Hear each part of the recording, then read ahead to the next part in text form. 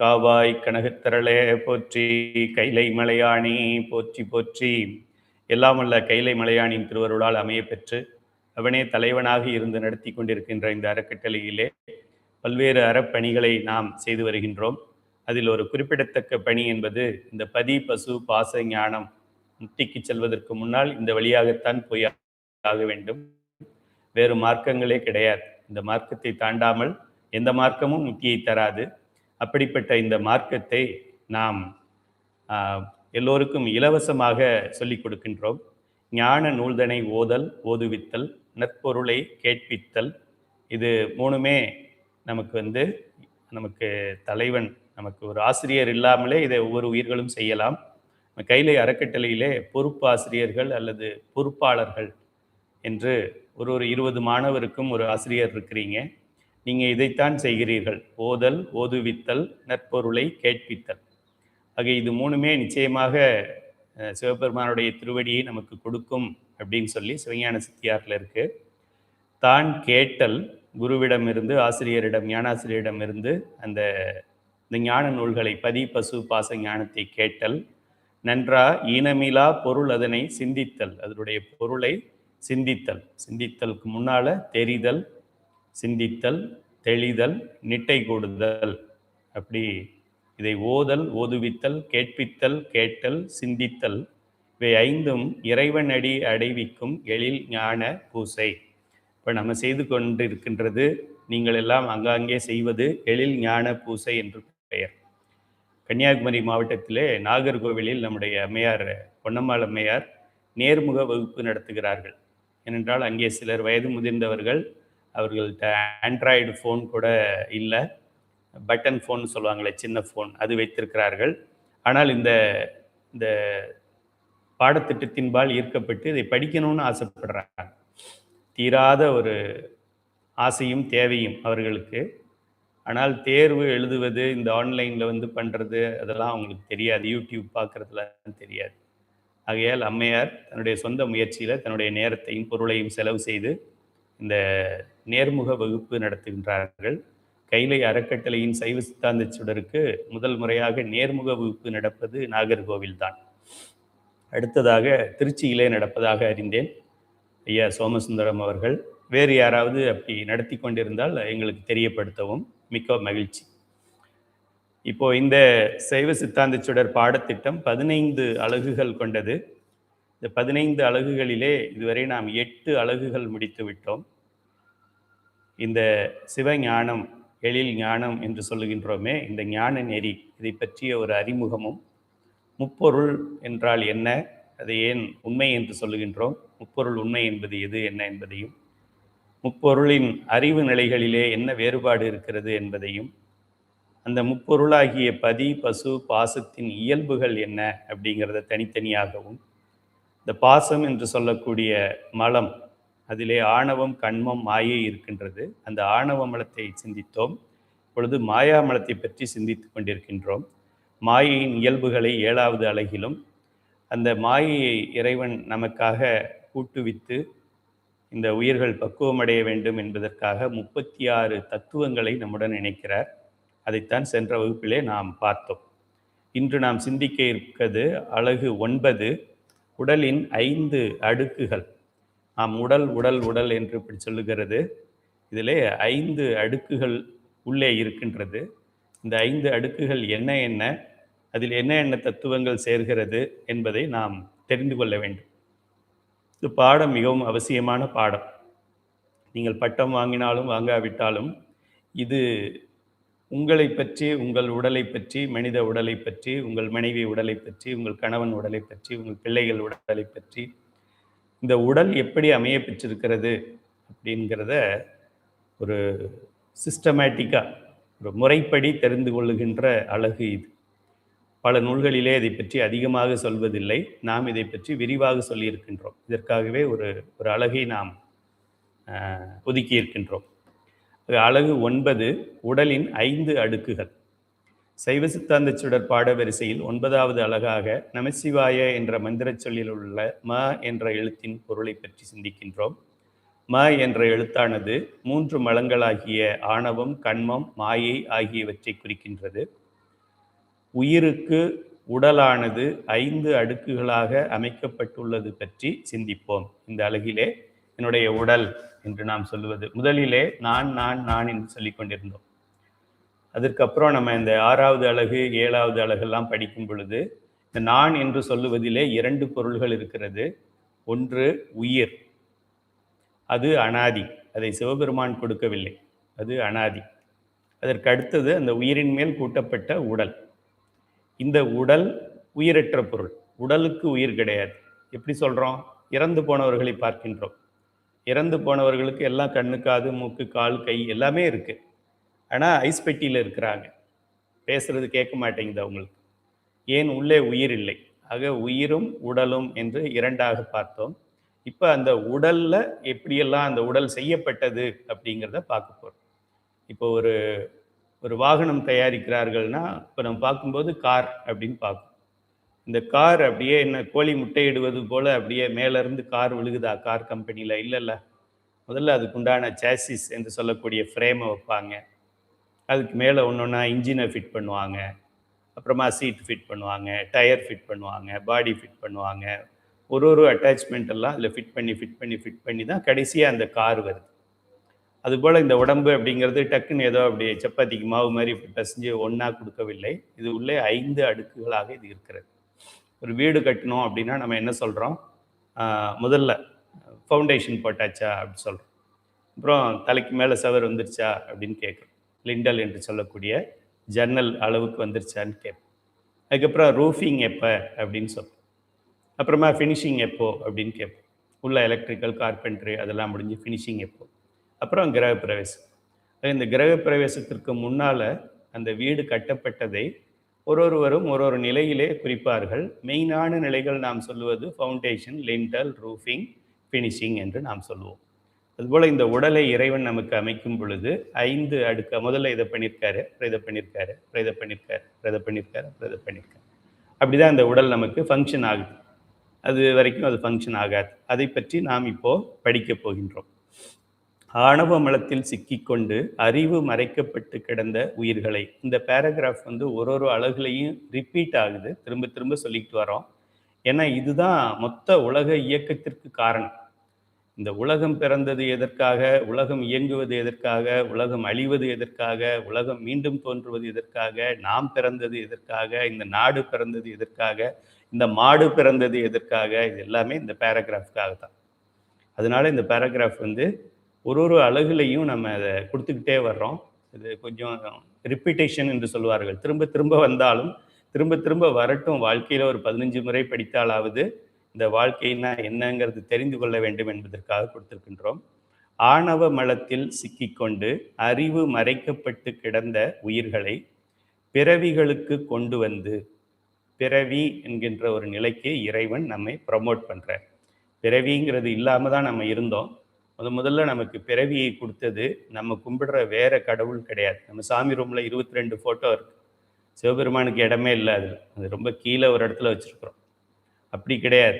முதல்ல நமக்கு பிறவியை கொடுத்தவனே சிவபெருமான் தான். அவனுடைய படத்தை தான் முழுவதுமாக வைக்க வேண்டும், வேற எந்த படத்தையும் வைக்கக்கூடாது. ஏன்னா இதில் பிறவி கொடுத்தது அவன் தானே. இவன் பிறவியை கொடுத்த பிறகு தானே நம்ம ஆஞ்சநேயர், சாய்பாபாவெல்லாம் கும்பிட ஆரம்பித்தோம். சாய்பாபாவா பிறவி கொடுத்த? சாய்பாபாட்ட போய் கேளுங்க, நீங்கள் தான் எனக்கு இந்த பிறவி கொடுத்ததான்னு கேளுங்க. ஆஞ்சநேயர்கிட்ட போய் கேளுங்க, நீங்கள் தான் இது கொடுத்ததான்னு கேளுங்க. காத்தாயி, கருப்பாயி, ஆட்டுச்சாமி, கோழிச்சாமி, மாட்டுச்சாமி எல்லாம் இருக்குல்ல, 108 ஆடு வெட்டணும், 1008 கோழி வெட்டணும், அந்த சாமிகள்கிட்ட எல்லாம் போய் கேளுங்க, நீங்கள் தான் எனக்கு முதல்ல உடல் கொடுத்தீங்களா அப்படின்னு கேளுங்க. அவங்க வெக்கப்பட்டு தலையில் துணியை போட்டு மறைச்சிக்குவாங்க. ஏன்னா அவங்களுக்கு உடல் கொடுத்ததே இறைவன், சிவபெருமான். அதனால எந்த தெய்வத்தை கும்பிடணும், எந்த தெய்வத்தை கும்பிடக்கூடாது அப்படிங்கிறது தான் பகுத்தறிவுன்னு பேர். அந்த பகுத்தறிவிலே சிவபெருமான் முதலாக உங்களுக்கும் எனக்கும் எல்லா ஜீவராசிகளுக்கும் எல்லா உயிர்களுக்கும் முதலாக உடல் என்ற ஒன்றை கொடுக்கிறார். இந்த கருணையை நாம் கேட்டு அவர் செய்யவில்லை, நாம் கெஞ்சி அவர் செய்யவில்லை, நாம் பால் வாங்கி அபிஷேகம் பண்ணதால் அவர் செய்யவில்லை, நாம் உடைச்ச தேங்காய்க்காக அவர் செய்யவில்லை.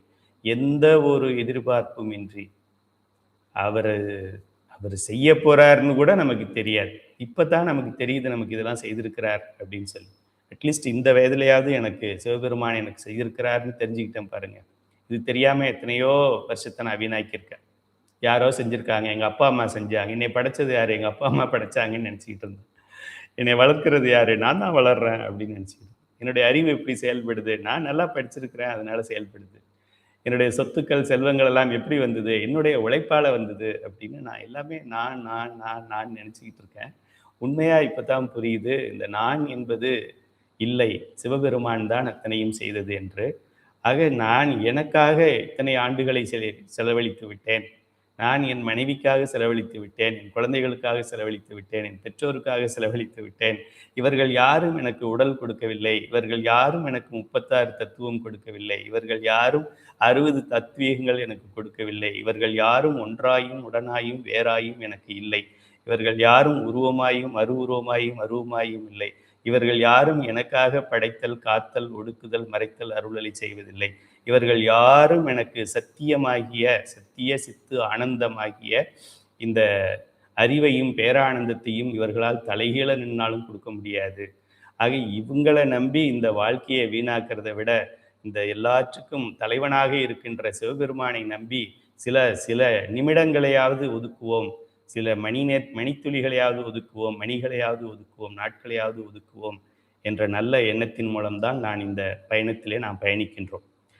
ஆணவ மலத்தில் சிக்கிக்கொண்டு அறிவு மறைக்கப்பட்டு கிடந்த உயிர்களை பிறவிகளுக்கு கொண்டு வந்து முதலிலே உனக்கு பிறவியை கொடுத்தது யார்? சிவபெருமான், சிவபெருமான், சிவபெருமான்.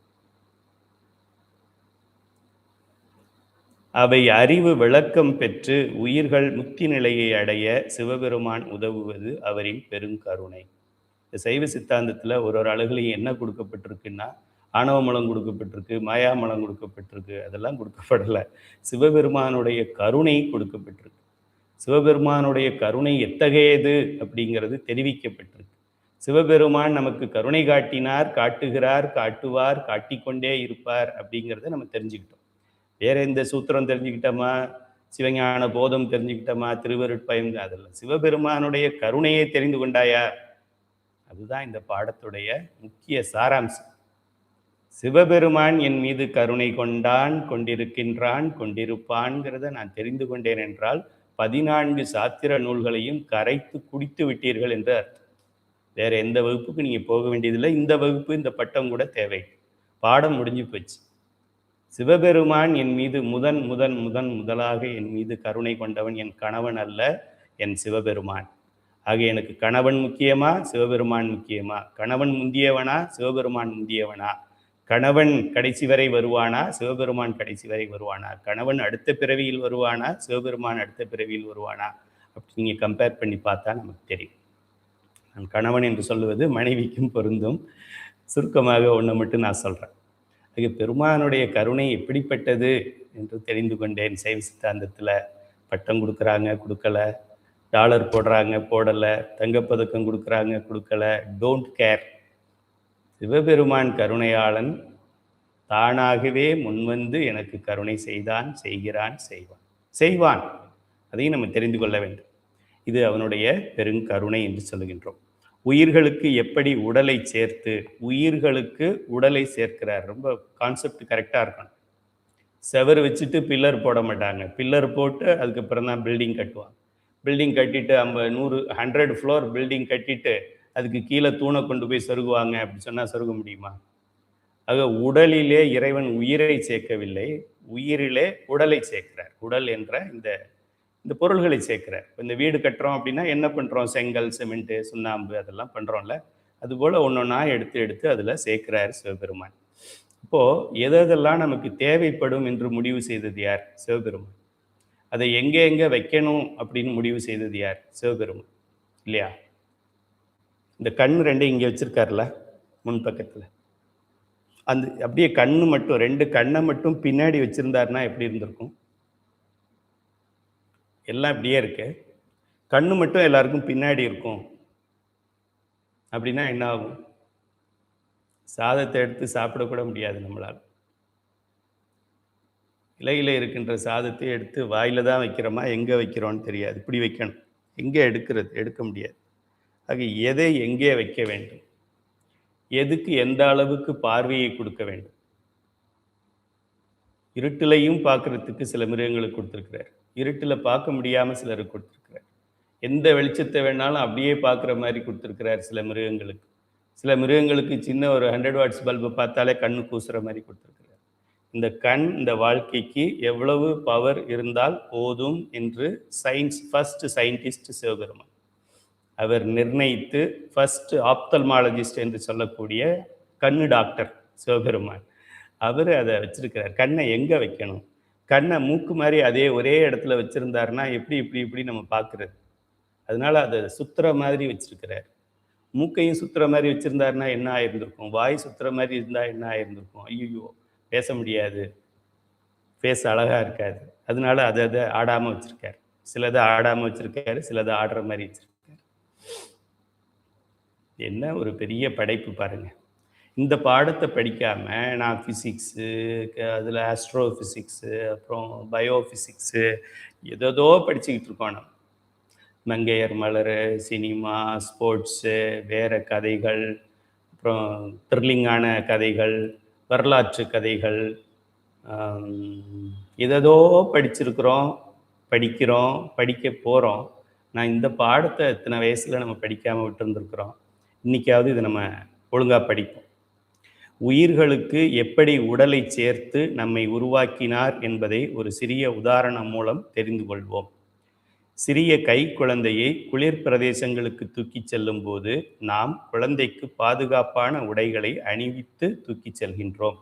குழந்தைய அப்படியே ட்ரெஸ் இல்லாமல் குளிக்க வச்ச குழந்தைய அப்படியே தூக்கிக்கிட்டு ஊட்டி, கொடைக்கானல், சுவிட்சர்லாண்டு போக முடியுமா? அப்படி செய்வோமா? நம்ம செய்ய மாட்டோம். அதுக்கு என்ன பண்ணுறோம்? முதல்ல அதுக்கு கை குழந்தை என்பதால் நாப்கின் அணிவிக்கின்றோம், பின்னர் உள்ளாடை அணிவிக்கின்றோம், அது மேலே வெளியாடை அனுபவிக்கின்றோம். இதெல்லாம் ஒரு ஆர்டருக்காக சொல்லியிருக்கேன். எடுத்தவொடனே வெளியாடையை போட்டுட்டு அதுக்கு மேலே உள்ளாடையை போட்டுட்டு ஷர்ட் போட்டுட்டு அதுக்கு மேலே பனியன் போட்டுட்டு அப்படி போட முடியாதுல்ல. ஆக அந்த ஆர்டர் படி தான் அதை நம்ம செய்ய வேண்டியது இருக்குது. ஃபஸ்ட்டு நாப்கின், பின்னர் உள்ளாடை, வெளியாடை, அது மேலே ஒரு ஸ்வெட்டர், அந்த ஸ்வெட்டருக்கு மேலே கை கொஞ்சம் வெளியில் தெரியும், முகம் தெரியும், அதனால ஒரு ஷால், அப்படி ஒன்று மேலே ஒன்றா பல அடுக்காக அதை உடைகளை அனுபவித்து ரொம்ப ஒரு சேஃப்டியாக சில்னஸ் ஆகிடாமல், சளி பிடிச்சிடாமல், குழந்தைக்கு முகம் வாடிடாமல், உடம்பு நடுங்கிடாமல் அப்படி எப்படி பாதுகாப்பாக நம்ம ட்ரெஸ் பண்ணி விடுறோமோ அதுபோல் உயிர்களுக்கு ஒன்றன் மேல் ஒன்றாக இந்த புத்தகத்தில் எல்லாமே ரொம்ப எளிமையாகவும் சாதாரண விஷயங்கள் போல சொல்லப்பட்டிருக்கும். ஆனால் அதற்கு பின்னால் பல பல சிந்தனைகள் உள்ளே இருக்கின்றது என்பதை தெரிந்து கொள்ளுங்கள். இப்போ இந்த பேராகிராஃபில் நம்ம என்ன சொல்லியிருக்கோம்? நாப்கின், உள்ளாடை, வெளியாடை, ஸ்வெட்டர், ஷால் அப்படின்னு 5 சொல்லியிருக்கிறோம். இதில் 6 சொல்லியிருக்கலாம் அல்லது 4 சொல்லியிருந்திருக்கலாம். 5 அடுக்கு உடல் இருக்கிறது என்பது 5ங்கிற நம்பரை முன்னாடி காட்டுறதுக்காக உள்ள ஒரு 5 போட்டிருக்கிறோம். நம்ம அதுபோல் ஒன்னொன்றுக்கும் அர்த்தம் இருக்கிறது. அதனால் நீங்கள் இதெல்லாம் திரும்ப திரும்ப திரும்ப ஒரே பாடத்தை ஒரு 10 முறை படிக்கணும். படிக்கும் பொழுது தான் அதில் இருக்கிற முழு அர்த்தம் நமக்கு தெரியும். இந்த உதாரணமாக கொடுத்துருந்தாலும் ஸ்வெட்டர் போட்டிருக்காங்க, ஷால் போத்திருக்காங்க, அப்படி கொடுக்கல. இது அதுக்கு பின்னால் பல மணி நேர சிந்தனைக்கு அப்புறம் இதில் 5ன்னு சொல்கிறோம், அங்கே 3 அடுக்கு. குழந்தைக்கு ட்ரெஸ் பண்ணாங்க, ஒரு ஷால் போட்டு தூக்கிட்டு போயிட்டாங்கன்னா 2 தான் வருது. 5 அடுக்கு உடல் வேண்டுமே என்பதால் இந்த என்னென்னவெல்லாம் இருக்கும் என்று நாப்கின், உள்ளாடை, வெளியாடை அப்படின்னு 5 அடுக்குகளாக காட்டியிருக்கிறோம். ஒரு உதாரணமும் பல மணி நேர பல கால சிந்தனைக்கு அப்புறம் நம்ம அந்த உதாரணத்தை கொடுத்திருக்கின்றோம். அதை உதாசீனம் பண்ணி விடாமல் திரும்ப திரும்ப படிக்குமாறு வேண்டிக் கொள்கின்றோம். அதே போல உயிர்களுக்கு ஒன்றன் மேல் ஒன்றாக என்றால் படிமுறை ரொம்ப நல்லா தெரிஞ்சுக்கணும், மாற்றி கொடுக்க முடியாது. இப்போ 1ஆம் வகுப்பு படிக்கின்றோம், 2ஆம் வகுப்பு மாணவன், அதில் 1ஆம் வகுப்புலேருந்து பாஸ் பண்ணி 2ஆம் வகுப்பு வரும், 3ஆம் வகுப்பு, 4ஆம் வகுப்பு, 5ஆம் வகுப்பு. இப்போ 5ஆம் வகுப்பு மாணவன் என்று ஒருவனை சொன்னால் என்ன அர்த்தம்? அவன் 1வது வகுப்பு 2, 3, 4 படிச்சிருக்கான்னு அர்த்தம். தனியாக சொல்லணும்னு அவசியம் இல்லை. நான் முதல்ல 5ஆம் வகுப்பு படிச்சிடுறேன், அப்புறமா 3ஆம் வகுப்பு படிச்சுக்கிறேன், அப்புறம் வேணா 1ஆம் வகுப்பு படிச்சுட்டு அப்புறம் 4ஆம் வகுப்பு படிக்கிறேன், அப்படிலாம் படிக்க முடியாது இந்த உடல் அமைப்பில். ஆக படிமுறை என்று சொல்லக்கூடிய அந்த evolution, step 1, step 2, step 3, step 4, அப்படி தான் இந்த 5 அடுக்குகளாக இந்த உடல் அமையப்பட்டிருக்கின்றது. இதுவும் சிவபெருமானுடைய கருணை. 5 அடுக்கு வைக்கணும்னு யார் முடிவு பண்ணது? நீங்களா? நானா? என்னுடைய பெற்றோரா? என்னுடைய பெற்றோருக்கு தெரியுமா எனக்கு 5 அடுக்கு வைக்கணும்னு? அவங்களுக்கு என்ன தெரியும்? அவங்களுக்கு குழந்தை பெற்றுக்கணும், அது ஒன்று தான் தெரியும். சிவபெருமானுக்கு தான் தெரியும் இதுக்கு 5 அடுக்கு இருக்கணும்னு சொல்லிட்டு. மயங்கி கிடப்பவனை தட்டி எழுப்புவது போல அறிவு மயங்கி செயலற்று கிடந்த உயிர்களை தட்டி எழுப்ப மாயை என்ற கருவியை சேர்க்கின்றார் சிவபெருமான். ஏன்னா இந்த ஆணவ மலம், மலங்கள் 3, அந்த மலத்திலே ஆணவ மலம் உயிரின் மேல் இருக்கின்றது. அனாதியிலேயே அது இருக்கிறது. ஆணவ மலம் ஓடிப்போய் உயிரை பற்றவில்லை, உயிர் ஓடிப்போய் ஆணவ மலத்துல மாட்டிக்கல. காலம் தொட்டு அது எப்போ நம்மளால கண்டுபிடிக்க முடியுதோ, 1 கோடி வருஷம், 5 கோடி வருஷம், 10 கோடி வருஷம், அதுக்கு முன்னால எவ்வளோ காலத்தை இந்த சயின்ஸும் சரி, வரப்போற சயின்ஸும் சரி, யாரு எப்படி கண்டுபிடிச்சதுனாலும் என்னைக்கு இவங்க போய் பார்க்க முடியுதோ அன்னைக்கும் அது அப்படித்தான் இருக்கு. அப்படித்தான் அந்த ஆணவ மலம் உயிர்களை மறைத்திருந்தது. மீதி மாயை, கண்மம் என்கின்ற 2 மலங்கள் இருந்தது. அது எதுவும் நம்மளை நேரடியாக எதுவும் செய்யவில்லை. இறைவன் அது 2ம் தானே உள்ள பொருள். அதனால அதுல இருக்கிற மாயை எடுத்து இந்த அழுக்க சரி பண்ணலாம் அப்படின்னு சொல்லி அந்த முயற்சியை தொடங்குகிறார். உயிருடன் சேர்க்கப்பட்ட முதல் அடுக்கு ஆடை மாயை. முதல்ல எப்படி இந்த குழந்தைக்கு ஃபர்ஸ்ட் ட்ரெஸ் பண்ணும் பொழுது அந்த நாப்கின் அணிவித்தோமோ, அதுபோல உயிர் என்ற ஒன்றை வைத்து அந்த உயிரின் மேல் சிவபெருமான் சேர்க்கின்ற முதல் ஆடை இது மாயை என்பது. இந்த மாயை என்பது, மாயைனாலே மலம்தான். அந்த மாயை நம்ம போனதுல பார்த்தோம், சுத்த மாயை என்று ஒரு பகுதி இருக்கிறது, அசுத்த மாயை என்று ஒரு பகுதி இருக்கிறது. இப்போ இது என்னுடைய வீடு, இந்த ஹால் நீங்க வைத்துக் கொள்ளுங்கள். இந்த ஹாலில் இந்த லைட் இங்கே இருக்கிறதுனால இங்கே வெளிச்சம் நிறைய இருக்கு, கொஞ்சம் தூரம் வெளிச்சம் குறைவா இருக்கு, அதுக்கப்புறம் பின்னால போனீங்கன்னா வெளிச்சம் குறைவா டார்க்கா இருக்கு. ஆக இது ஹால் தான். ஹாலில் ஒரு பகுதி வெளிச்சமாக இருக்கிறது, ஒரு பகுதி இருட்டாக இருக்கிறது. இது போல மாயையிலே ஒரு பகுதி வெளிச்சமாக சுத்த மாயையாக இருக்கிறது. ஹால் தான், மறந்துடக்கூடாது. ஒரே மாயை தான். சுத்த மாயைன்னு ஒன்று எங்கேருந்து வந்துச்சு, அசுத்த மாயைன்னு ஒன்று எங்கேருந்து வந்துச்சு. இப்போ சுத்த மாயை தனியாக இருக்குது, அசுத்த மாயை தனியாக வந்துச்சுன்னா அந்த அசுத்த மாயை அசுத்தம் ஆகிறதுக்கு முன்னாடி என்னவா இருந்திருக்கும்? சுத்தமாக தானே இருந்திருக்கும். அப்போ அதை யார் அசுத்தம் பண்ணியிருப்பாங்க? இப்போ நம்ம வீட்லேயோ, வாசல்லையோ, டாய்லெட்லேயோ, பப்ளிக் பிளேஸ்லையோ, பஸ்லையோ சுத்தமாக தான் இருந்தது, யாரோ அசுத்தம் பண்ணியிருக்காங்கங்கிற மாதிரி இந்த மாயை யார் அசுத்தம் பண்ணியிருக்காங்க இப்படிலாம் நம்ம சிந்திக்க வேண்டிய அவசியம் இல்லை. ஒரே ஹால் தான். லைட் இருக்க இடங்கள் வெளிச்சமாக இருக்குது, லைட் இல்லாத இடங்கள் இருட்டாக இருக்கிறது. ஒரே வீட்டில் லைட் இருக்கிற ஹால் வெளிச்சமாக இருக்குது, லைட் போடாத ரூம் டார்க்காக இருக்கு. அதுபோல மாயை என்ற ஒரு பொருளிலே ஒரு பகுதி வெளிச்சமாகவும், அதாவது சுத்தமாகவும், ஒரு பகுதி இருளாகவும் அசுத்தமாகவும் இருக்கிறது. ஒரே பொருள் தான். இதுக்கு நம்மளுடைய ஆசிரியர்கள் குண்டுமணி என்று சொல்வார்கள். கிராமத்தில் அதெல்லாம் இப்போ இல்லை. ஒரு சின்ன ஒரு பருப்பு மாதிரி ஒன்று இருக்கும், ஒரு குண்டா ஒன்று இருக்கும். அதில் 2 கலர் இருக்கும். ஒரு பாதி கருப்பு கலரில் இருக்கும். இது நம்முடைய ஆசிரியை செல்வரதி அவர்கள் இந்த பாடத்தை நடத்துவதற்காக அவங்க எனக்கு வாங்கி கொடுத்த ஒரு பொருள். இதை காமிச்சு விளக்குங்கய்யா, மாணவர்களுக்கு கொஞ்சம் நல்லா புரியும் அப்படின்னு சொல்லி. ஸோ இப்போ இதில் ஒரு பகுதி சிகப்பு கலரில் இருக்குது. இது அதுக்காக செய்யப்பட்டதில்லை. இருந்தாலும் இது கடையில் ஏதோ ஒரு பொம்மை வாங்குகிற கடையில் நம்மளுடைய ஆசிரியை படிக்கிற பாடத்தை கேட்டுக்கொண்டிருந்த அவங்களுடைய மகன் ஐயா, அந்த யூடியூப்பில் வர்றாரு, ஒரு ஐயாவை போட்டு கேட்டுக்கிட்டே இருக்கிறிய, காலையில் சாயங்காலம் எப்போ பார்த்தாலும் அவர் பேசிக்கிட்டே இருக்காரு, நீ அதையே கேட்டுக்கிட்டு வேலை செய்கிற. அந்த ஐயா சொல்லும்போது சொன்னார், 5 அடுக்கு இருக்குன்னு சொன்னார். இந்த பொம்மையில் 5 அடுக்கு இருக்கு பாரு, இதை வாங்கிட்டு போயிட்டு ஐயாட்ட கொடுத்து அடுத்த முறை பாடம் நடத்தும் போது இதை பயன்படுத்த சொல்லு என்று என்னுடைய மாணவியின் மகன் கொடுத்த பரிசு பாடத்தை நடத்துவதற்கு. செல்வரதி அவர்கள் சென்னையை சேர்ந்தவர்கள். ஸோ இப்போது இதுதான் நம்முடைய உடலாக இருக்கிறதுனா, இது ஒரு உதாரணத்துக்காக காமிக்கிறேன். இது என்ன கலர் என்று கேட்டால், இதில் கருப்பும் இருக்குது, சிகப்பும் இருக்குது. இது போல் அந்த குண்டுமணிங்கிற ஒரு விதை, அதில் ஒரு பாதி கருப்பாகவும் ஒரு பாதி சிகப்பாகவும் இருக்கும். அதுபோல் கருப்பாக இருக்கிற பகுதியை நம்ம வேணால் இது அசுத்தமாயை என்று வைத்துக்கொள்ளலாம். நல்ல சிகப்பாக இருக்கிற பகுதியை இது சுத்தமாயை என்று வைத்துக்கொள்ளலாம். அதுபோல மாயை என்பது ஒரு பொருள், அதிலே 2 பகுதிகள் இருக்கின்றன.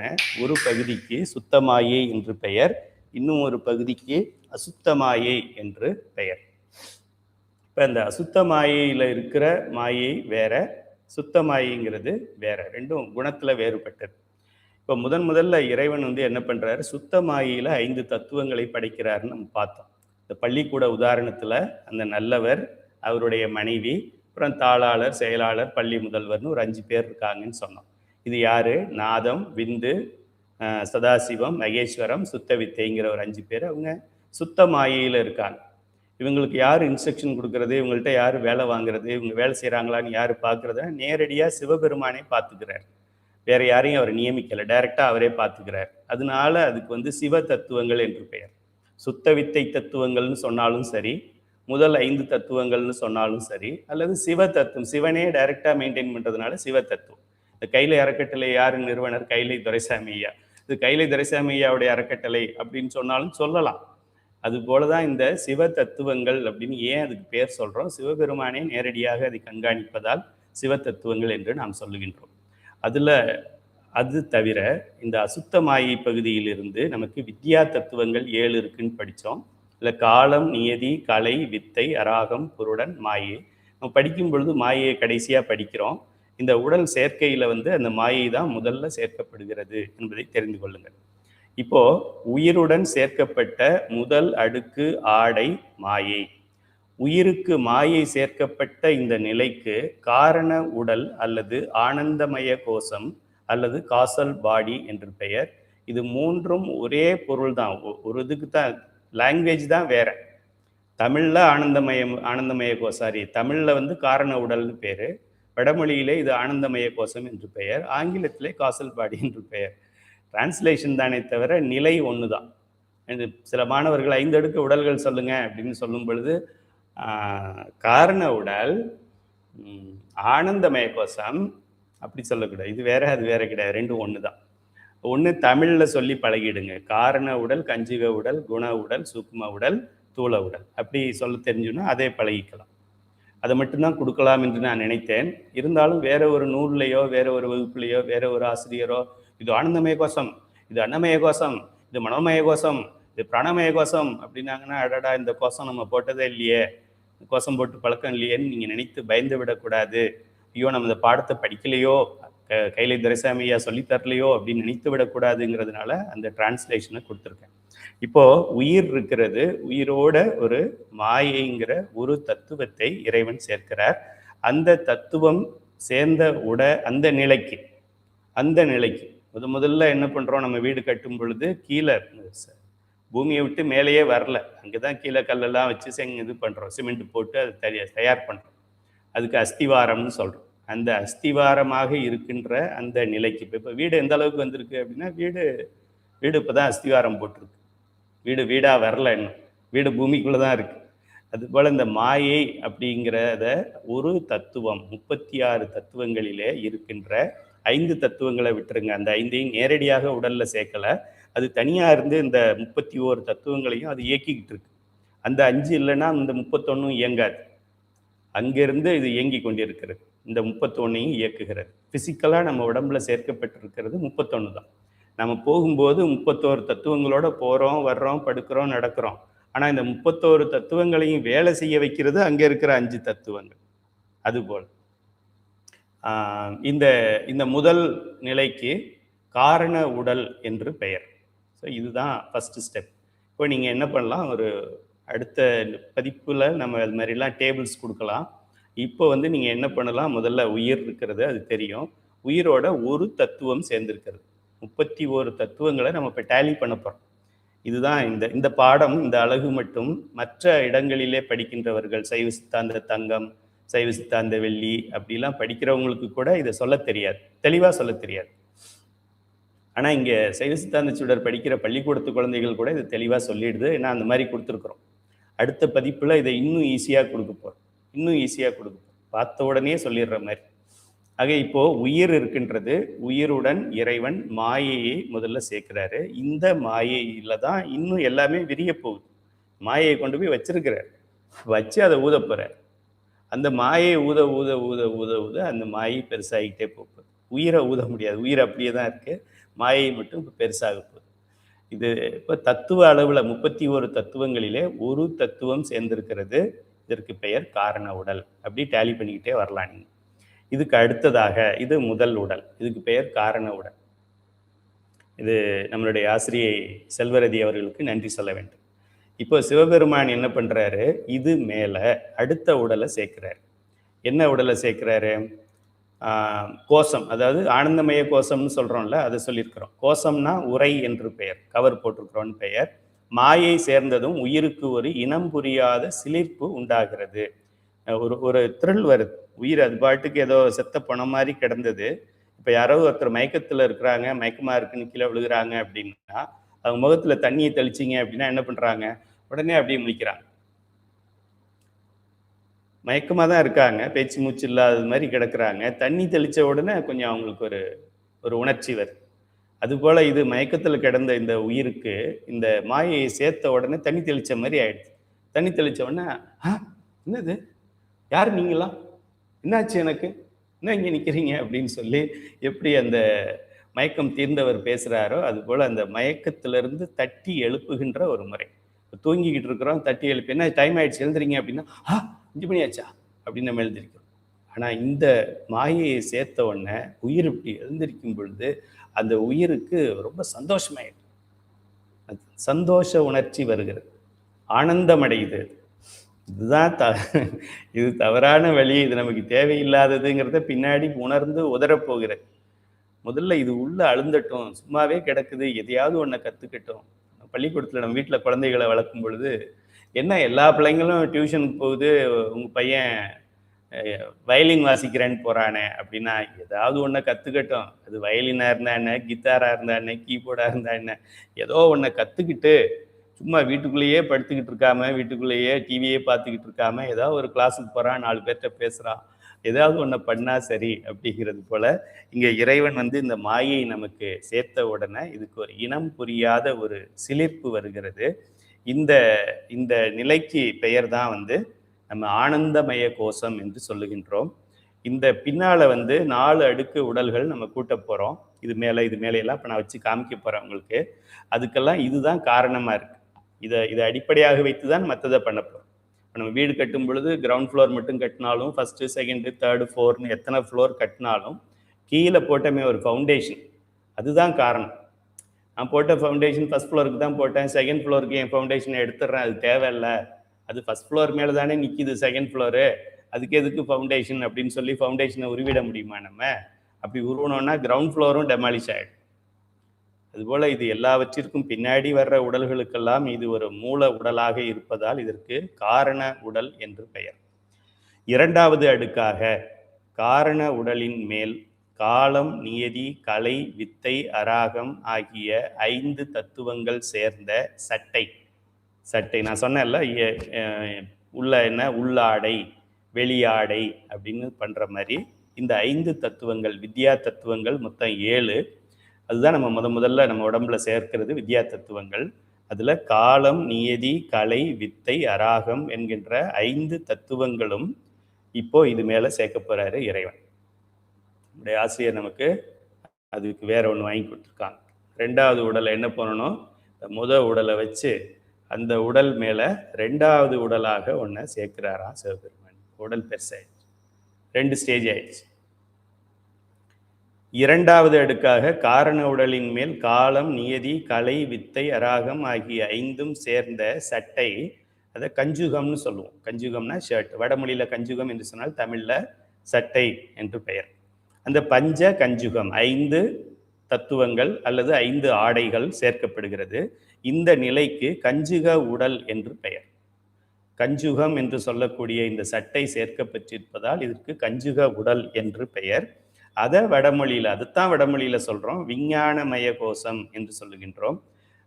கஞ்சுகம் என்று சொல்லுவது சட்டையை குறிக்கிறது. இப்போ இந்த நிலை முன்னாடி நான் கையில வச்சு சின்னதா சொல்லிட்டு இருந்தேன், அது சின்னதாக இருந்தது. இது காரண உடல். இந்த காரண உடலின் மேல், காரண உடலை அடிப்படையாக வைத்து அது மேல எக்ஸ்ட்ரா சேர்த்தது தான் இந்த கஞ்சுக உடல். இந்த உடல் சேர்ந்ததும் ஆன்மாவிற்கு ஞான சக்தி, இச்சாசக்தி, கிரியாசக்தி ஆகிய 3 சக்திகள் வெளிப்படுகிறது. அட்வான்ஸ் கோர்ஸ் மாணவர்கள் நன்றாக தெரிந்து கொள்ள வேண்டும். ஞான சக்திகள் வரல, ஞான சக்திகள் வெளியிலிருந்து எங்கேயும் வரல. ஏற்கனவே ஆன்மாவுக்கு இச்சா, கிரியா, ஞான சக்திகள் இருக்கிறது. உயிருக்கு, ஆன்மான்னு சொன்னாலும் உயிர்னு சொன்னாலும் ஒண்ணுதான். உயிருக்கு ஏற்கனவே சுக்குமமாக இருக்கிறது. அது இது சேர்ந்ததுனால அது வெளிப்பட்டு நமக்கு தெரிகிறது. ஏன் அப்படி வெளியே நம்ம சொல்றோம் அப்படின்னா, இல்லது தோன்றாது அப்படின்னு நம்ம சொல்றோம். இப்போ இல்லாதது இப்போ எப்படி வந்துச்சு அப்படின்னு நம்ம கேட்குற கேள்விக்கு பதில் சொல்ல வேண்டியது இருக்கும். அதுக்கு தான் ஏற்கனவே சுக்குமமாக இச்சா கிரியா ஞான சக்திகள் இருக்கின்ற இந்த ஆன்மாவுக்கு அந்த இச்சா இருக்குன்றது வெளியில தெரியாது. இப்போ எனக்கு சைவ சித்தாந்தம் தெரியும், வகுப்பெடுக்க தெரியும் அப்படின்னு உங்களுக்கு எப்படி தெரியும்? கைலை துரைசாமி ஐயாவுக்கு சைவ சித்தாந்தம் வகுப்பெடுக்க தெரியும் அப்படின்னு எப்படி தெரியும்? வகுப்பு எடுக்கிறதுனால தெரியும். இவருக்கு புத்தகம் எழுத தெரியும் அப்படின்னு எப்படி தெரியும்? புத்தகம் இருக்கிறதுனால தெரியும். புத்தகம் இருக்கிறதுக்கு முன்னாடி எனக்கு புத்தகம் எழுத தெரியும் தான், ஆனால் அது உங்களுக்கு தெரியாது. இப்போ தெரியுது. எப்படி? அது கண்ணுக்கு பார்க்குற மாதிரி அது வந்ததுனால அது தெரியுது. அதுபோல் ஏற்கனவே எனக்கு இந்த திறமை இச்சா, எனக்கு ஆசைப்படுகின்ற ஒரு இயல்பு எனக்கு இருக்குது, இச்சா. அப்புறம் ஞானம் என்று சொல்லக்கூடிய அந்த ஆசையை நான் எப்படி நடைமுறைப்படுத்த வேண்டும். இப்போ எனக்கு ஆசை இருக்குது, நான் எம்எல்ஏ ஆகணும்னு ஆசையாக இருக்குது. சரி, எம்எல்ஏ ஆகணும்னா என்ன பண்ணணும், யார் யாரை பிடிக்கணும், எவ்வளோ பணம் இருக்கணும், எந்த கட்சியில் சேரணும், எப்படி அது நம்ம சீட்டு வாங்கணும், அந்த ஞானமும் எனக்கு இருக்குது. அது இச்சா ஞானம். கிரியாசக்தி, அதுக்கு உண்டான செயல்களை நான் செயல்படுத்துகிறேன். யாரை பிடிக்கணும், யாருக்கு கூஜா தூக்கணும், யாருக்கு பொய் சொல்லணும், எப்படி கொலை பண்ணாக்க நமக்கு கொடுப்பாங்களா, இல்லை கொள்ளையடிச்சா கொடுப்பாங்களா, என்ன பண்ணால் கொடுப்பாங்கன்ற அந்த கிரியையில் இறங்குறது. இந்த 3 ஆற்றல்களும் 3 திறமைகளும் என்னுடைய உயிருக்கு உண்டு. ஆனால் இப்போ அதுக்கு ஒரு வாய்ப்பு கிடைச்சதுனால, அதுக்கு ஒரு மேடை கிடைச்சதுனால அது வெளிப்பட்டு தோன்றுகிறது.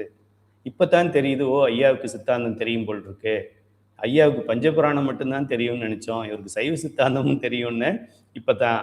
இப்போ ஐயாவுக்கு சிவஞான போதம் தெரியுமா தெரியாதா? உங்களுக்கு தெரியாது. ஏன்? நான் இன்னும் அந்த வகுப்பை எடுக்கலை. ஐயாவுக்கு சிவஞான சித்தியார் தெரியுமா தெரியாதா? உங்களுக்கு தெரியாது. ஏன்? வகுப்பு எடுக்கலை. நான் வகுப்பு எடுக்கும் பொழுது அது உங்களுக்கு தெரியும். இப்போ நான் வகுப்பு தான் எடுக்கலை, அதனால உங்களுக்கு தெரியலை. அதுபோல் இந்த உடல்களில் இந்த இச்சா கிரியா ஞான சக்திகளில் இந்த தத்துவங்கள் சேர்ந்ததுனால அது வெளிப்படுகிறது. இதுக்கு தான் இறைவன் அந்த தத்துவங்களை சேர்க்கிறான், இல்லைன்னா அதையும் போய் சேர்க்கணும். இதெல்லாம் வெளிப்பட்டு இருக்கிறதெல்லாம் அதோடைய முழு அளவுக்கு பயன்பாடு பெற்று, அப்புறமா இந்த பயன்பாடெல்லாம் எனக்காக அல்ல, என்னை சேர்ந்தவர்களுக்காக அல்ல, இந்த பயன்பாடெல்லாம் இறைவனை நோக்கிய பயன்பாடுன்னு இந்த உயிர் அறியணும். அது வரைக்கும் பிறவிகளை கொடுத்து கொடுத்து கொடுத்து கொடுத்து அனுபவத்தை கொடுக்கணுங்கிறது தான் நம்ம நோக்கம். இப்போ இந்த நிலைக்கு இந்த உடல் சேர்ந்ததும் ஆன்மாவிற்கு ஞானசக்தி, இச்சாசக்தி, கிரியாசக்தி ஆகிய 3 சக்திகள் வெளிப்படுகிறது. இப்போது ஆன்மாவிற்கு ஆசை பிறக்கிறது. இச்சை என்றால் ஆசை, இச்சாசக்தி அப்படின்னு நம்ம சொல்றோம். இச்சை என்றால் ஆசை என்று பொருள். இப்போ இந்த இச்சாசக்தி வெளிப்படுகிறதுனால ஆசை பிறக்கிறது. பின்னால் வரும் உலகப் பொருள்களை அனுபவிக்க தயார் நிலையில் உள்ளது. அடுத்தது என்ன? இந்த மாயை சேர்த்தோடனே எனக்கு ஒரு மாதிரி கிளுகிழுப்பாக இருந்துச்சு. இப்போ வேற இந்த காலம் நியதி, காலை, வித்தை, அராகம்லாம் சேர்த்துட்டீங்க. இப்போ எனக்கு எதையாவது இப்போ ஒன்று ஏதாவது பண்ணணும், எதையாவது சாப்பிடணும், யாரையாவது பார்க்கணும், யாரையாவது பேசணும், வெளியில் எழுந்திரிச்சு போகணும், கொஞ்சம் காலார நடக்கணும் அப்படின்னு அதுக்கு அந்த இருக்கிற இடத்துல இல்லாமல் இன்னும் விரிவாக்கம் செய்ய வேண்டும் அப்படின்னு அடுத்தது என்னன்னு சொல்லுங்க எனக்கு அப்படின்னு. சின்ன குழந்தைகள் எல்லாம் விளையாடாமல் சும்மா இருன்னு சொன்னால் சும்மா இருக்க மாட்டான். நம்ம முக்கியமான யார்ட்டையாவது பேசிக்கிட்டு இருக்கும்போதோ, முக்கியமான வேலை செய்யும் பொழுது தான் எதை உடைக்கக்கூடாதோ அதை போய் உடைச்சிருவாங்க. அதுபோல் எப்படி ஒரு குழந்தையை நம்ம கட்டி போட்டு ஒரு இடத்துல வைக்க முடியாதோ, அதுபோல் இந்த ஆன்மா அடுத்து என்ன அடுத்து என்ன அடுத்து என்னன்னு ஆர்வத்தில் துள்ளி குதிக்கின்ற ஒரு நிலைக்கு வந்திருக்கு. முன்னால் எப்படி இருந்தது? கேவலத்தில் ஆன்மாவுக்கு ஆன்மானே தெரியாமல் இருந்தது. இருட்டு அறையிலே குருட்டு குழந்தையை போல இருந்தது. அப்படி இருந்த ஆன்மா இப்போ நான் எதை வேணுமானும் பண்ணுவேன் அப்படிங்கிற அளவுக்கு தயாரா நிற்கிது. அப்படிங்கிறது எதனால? இந்த காலம், நியதி, கலை, வித்தை, அராகம், மாயை இது சேர்ந்ததுனால. இப்போ தத்துவங்கள் வயசு எத்தனை சேர்த்துருக்குறோம்? முதல்ல மாயை சேர்த்தோம், இப்போ ஒரு 5 சேர்த்துருக்குறோம். 1 + 5 6 ஆயிடுச்சு. இந்த நிலைக்கு பெயர் கஞ்சுக உடல் என்று பெயர். இந்த நிலையில இருக்கின்ற ஆன்மாவுக்கு பெயர் புருடன் என்று பெயர். புருடன்கிறது தனி தத்துவம் கிடையாது. காலம்ங்கிற ஒன்றை சேர்த்தா காலம்ங்கிற ஒரு குணம் அந்த உயிருக்கு கூட்டப்படுகிறது, ஒரு வரையறை கூட்டப்படுகிறது, நியதி கூட்டப்படுகிறது. அது போல இருந்திருக்கு. ஆனா புருடன் என்பது கூடுதலா எதையும் கூட்டலை. இந்த 6 தத்துவங்கள், வித்யா தத்துவங்களிலே இருக்கின்ற 6 தத்துவங்களும் உயிருடன் கூட்டப்பட்ட பொழுது உயிர் எந்த நிலையில இருக்குதோ, எதை நினைக்குதோ, எதை பண்ணுதோ, என்ன மாதிரி இருக்குதோ, சிலுசிலுப்பு கிளுகிழுப்பு எப்படி இருக்குதோ அந்த நிலைக்கு பெயர் இது புருடன் நிலை என்று பெயர். ரூஃபிங் போட்டாச்சு அப்படின்னு சொல்றது போல அது ஒரு திருமணம் என்றால் நிச்சயதார்த்தம் ஆயிடுச்சு. நிச்சயதார்த்தம் ஆயிடுச்சு அப்படின்னா என்ன அர்த்தம்? ஓகே. அதுக்கு முன்னால எல்லாம் பல ஜாதகம் பார்க்கறது, பேசுறது, நேர்ல சந்திக்கிறது, பொண்ணு பார்க்கறது, மாப்பிள்ளை பார்க்கறது எல்லாம் முடிஞ்சிருச்சு. இப்போ நிச்சயதார்த்த அளவுக்கு வந்தாச்சு அப்படிங்கிறது போல கஞ்சுக உடல் ஆகிவிட்டது இந்த நிலைக்கு. இப்போ உடல் அளவுல இப்போ 2 உடல் ஆயிருக்கு. தத்துவங்கள்ல வந்து 7 தத்துவங்கள், வித்யா தத்துவங்கள் 7மே இப்போ நமக்கு பயன்பட்டுருச்சு.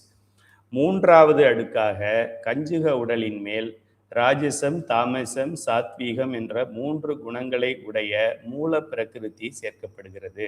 இப்போ முதல்ல சுத்தமாயை அது இந்த உடல்ல நேரடியா சேர்க்காட்டி நீங்க இங்க இருந்து பார்த்துக்கங்க, அவன் என்ன பண்றான்னு பாருங்க, அங்கங்கே ஏதாவது போனான்னாக்க பிள்ளைய பிடிச்சி இழுத்துட்டு வந்துருங்க அப்படின்னு சொல்லி நம்ம மேற்பார்வை பார்க்கறதுக்காக ஒரு 5 தத்துவங்கள் இருக்கிறது. நம்ம ஒழுங்கா இந்த இந்த சிவப்பணிகளை செய்தோம் என்றால் நம்ம மேலே தூக்கி விடுறதுக்கு இந்த தத்துவங்கள் எல்லாம் இருக்கிறது. இந்த 5 தத்துவங்கள் நேரடியா என் உடல்ல இருக்கா காமி அப்படின்ற மாதிரி அது காமிக்க முடியாட்டியும், அது இல்லைன்னா இந்த 31க்குமே வேலை கிடையாது அப்படிங்கிற மாதிரி முக்கியமாக அந்த 5 இருக்கு. அதனால 5 நம்ம அடிக்கடி பேச போல 31 பேசுறோம். 31ல ஒரு தத்துவமாகிய மாயை சேர்ந்து தத்துவம் ஒன்று சேர்ந்துச்சு. அது எதுன்னா மாயை. அந்த நிலைக்கு பெயர் காரண உடல். இப்ப அடுத்ததாக மீதி இருக்கிற 6 தத்துவங்களும் சேர்ந்திருக்குது. இந்த நிலைக்கு பெயர் கஞ்சுக உடல். இதுக்கப்புறமா 3வது அடுக்காக இந்த கஞ்சுக உடலின் மேல் இதுக்கு மேல இன்னும் ஒரு உடலை சேர்க்கிறார் சிவபெருமான். அவருக்கு பாருங்க வேற வேலையே இல்லையா? உங்களுக்கு எனக்கும் உடல் பண்றதுதான் அவருக்கு வேலையா? இப்போ முன்னாடி பார்த்த குழந்தை வேற, இப்போ பார்க்குற குழந்தை வேறையா இருக்கு. ஆன்மாவிற்கு ராஜசம், தாமசம், சாத்வீகம் என்ற 3 குணங்கள் சேர்ந்துள்ள இந்த நிலைக்கு குண உடல் அல்லது மனோமய கோஷம் என்று பெயர். குணங்களுக்கு இடமாக சித்தம் என்ற அந்த கரணம் விளங்குகின்றது. சித்தம் இந்த குணங்கள் போய் வேலை செய்யணும்ல, அந்த வேலை செய்யறதுக்கு சித்தம் என்கின்ற ஒரு தத்துவம், அந்த கரணங்கள் 4ன்னு படிச்சிருக்கோம். அதுல மனம், சித்தம், புத்தி, அகங்காரம். அதுல சித்தத்தை முதல்ல எடுக்கிறார், மனதை எடுக்கல. சித்தத்தை எடுத்து அந்த சித்தத்திலே இந்த 3 தத்துவங்களையும் இந்த 3 குணங்களாகிய குணங்களை கொண்ட பிரகிருத்தியை சேர்க்கிறோம். அப்ப என்ன ஆகுது? இந்த நிலைக்கு பெயர் குணங்கள். இப்ப நமக்கு குணம் வருது. வேண்டாம் சாமி, நமக்கு அதெல்லாம் வேண்டாம் அப்படின்னு ராஜசமா இருக்கிறது, தாமசமா இருக்கிறது, சாத்வீகமா இருக்கிறது.